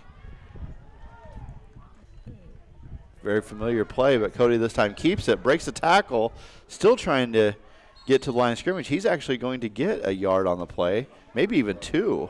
Looks like 2 yards gain on the play. And here, Colo is going to take their first timeout. 3:03 left to go in this game. That 2-yard gain by Cody Damon will make it a 2nd and 8 when we resume play. Give me your final score prediction right now. 80-61. Oh, Colo's not going to score again. Baxter's only going to have 1 more touchdown. Yeah. No extra point. No extra point. 80-61. Yeah. I'm going to go 82-67.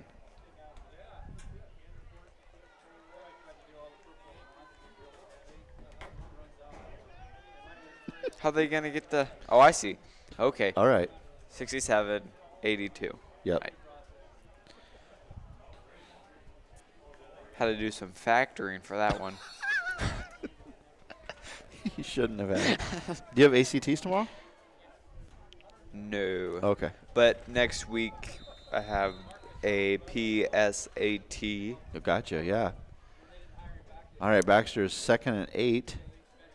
Take the snap. Trying the left side, and he's going to be wrestled down, but stays in bounds, keeps that clock moving. Going to be no gain on the play and bring up 3rd and 8. 2:50 left to go in this game.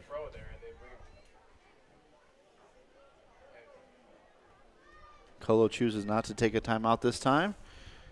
Clock under 2:40 now. Shepley comes back in for Nick Nelson. Good to see the dorm fridge out there. I see Colton Hill out there, number 81. That's Colton Hill, isn't it? 81? Looks like him. Yep, I think it is. Clock's at 3. They get the snap off right to Rory Hare. He's trying the left side, but he's going to be tackled down for no gain on the play. Going to bring up 4th down, and this would be a great time to burn that another timeout. But they're going to let it run. So the Bolts are going to be able to take this clock all the way down to basically 1:30 left to go in this game. So 1:50 now.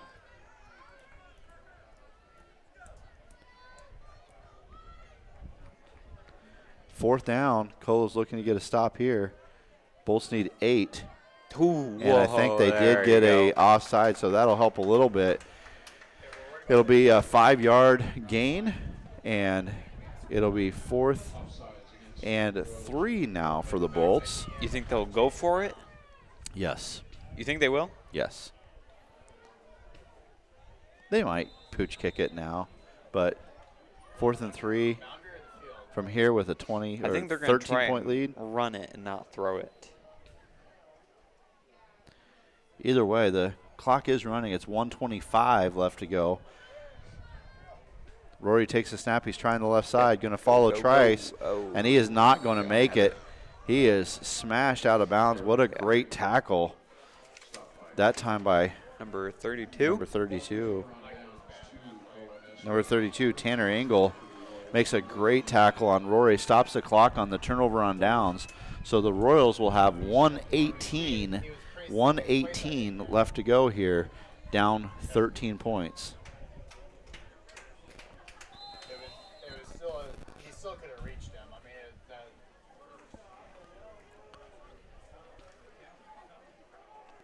Maybe Colo will be the only one to score one more time. Could be. What did Both you say? wrong. I said we the Bolts were will score both one wrong. more Yeah, we time. were both wrong. Cutler back to pass, trying the right side. He's got Grover out there. Completes the pass. He's got the sideline. Needs to get out of bounds, but he goes to the 10, and that's where he falls down. He is going to – the clock will stop on the first down while they move the chains. They'll have 1st and goal from the 9. Colo takes the snap and kills the clock, so they will kill it now. They'll have 2nd and goal from just inside the 10-yard line. Really nice catch and run there by Grover. Plenty of yak on the play. I said that for you, buddy. Thanks. That was from year 1. That was from season 1. Season 1. Too bad we don't have those episodes. I know. Now the refs are conversing here a little bit. I don't see a flag on the play, but they are stopping Colo from even running a play here. So everything seems to be okay. Now we're going to go ahead and run this play. After they decided where they're going to eat supper. Exactly 1 minute left to go in this game. Cutler rolls to his right, going to try to keep it himself, and he's going to be pushed out of bounds, stopping the clock at the 3-yard line.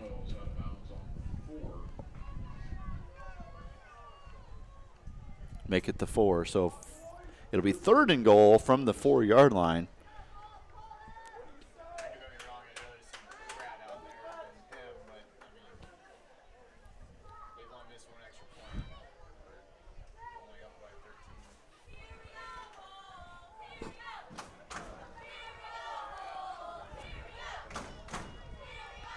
All right, big play here for Colo. They turn and hand the ball to Grover. He's trying to get to the outside, and he's going to be stopped and kept in bounds. 45 seconds left to go in this game, and Colo-NESCO is going to stop the clock. It's going to bring up a big 4th down and goal from now outside the 5-yard line. A loss of about a yard on that play. So 4th and goal, looks like from the 6. Big stop there by Baxter. And we have 46 seconds left, excuse me, in this game.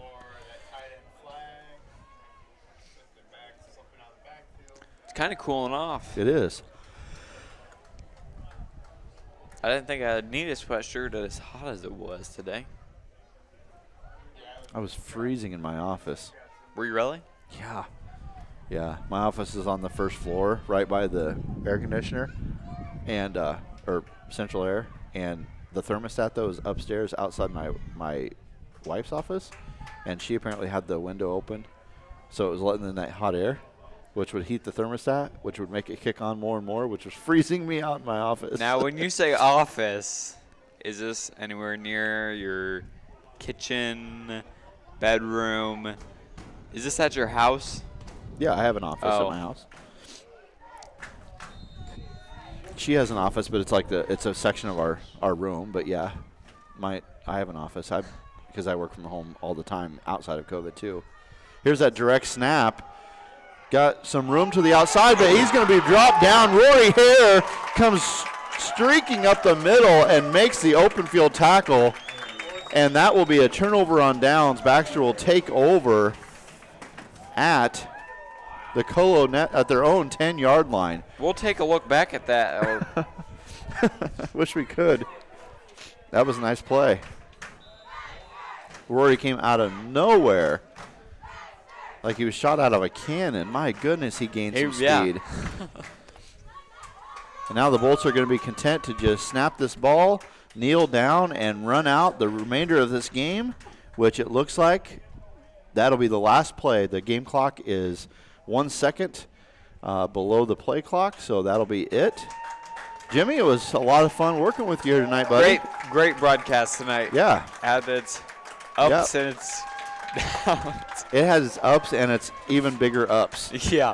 So it wish we could have had the replay, but that'd be fine. Yeah. So that's it for Baxter Bolts football. This is Eric Padgett and Zach Jimmy Backus. Hopefully, Jimmy Backus. maybe I'll see you next Friday, but this will be it for you for the year. Yeah, unless they go second round, maybe I can get there. Yes. But that'll be a 74-61 Baxter Bolts victory over the Colo-NESCO Royals. A great game back and forth.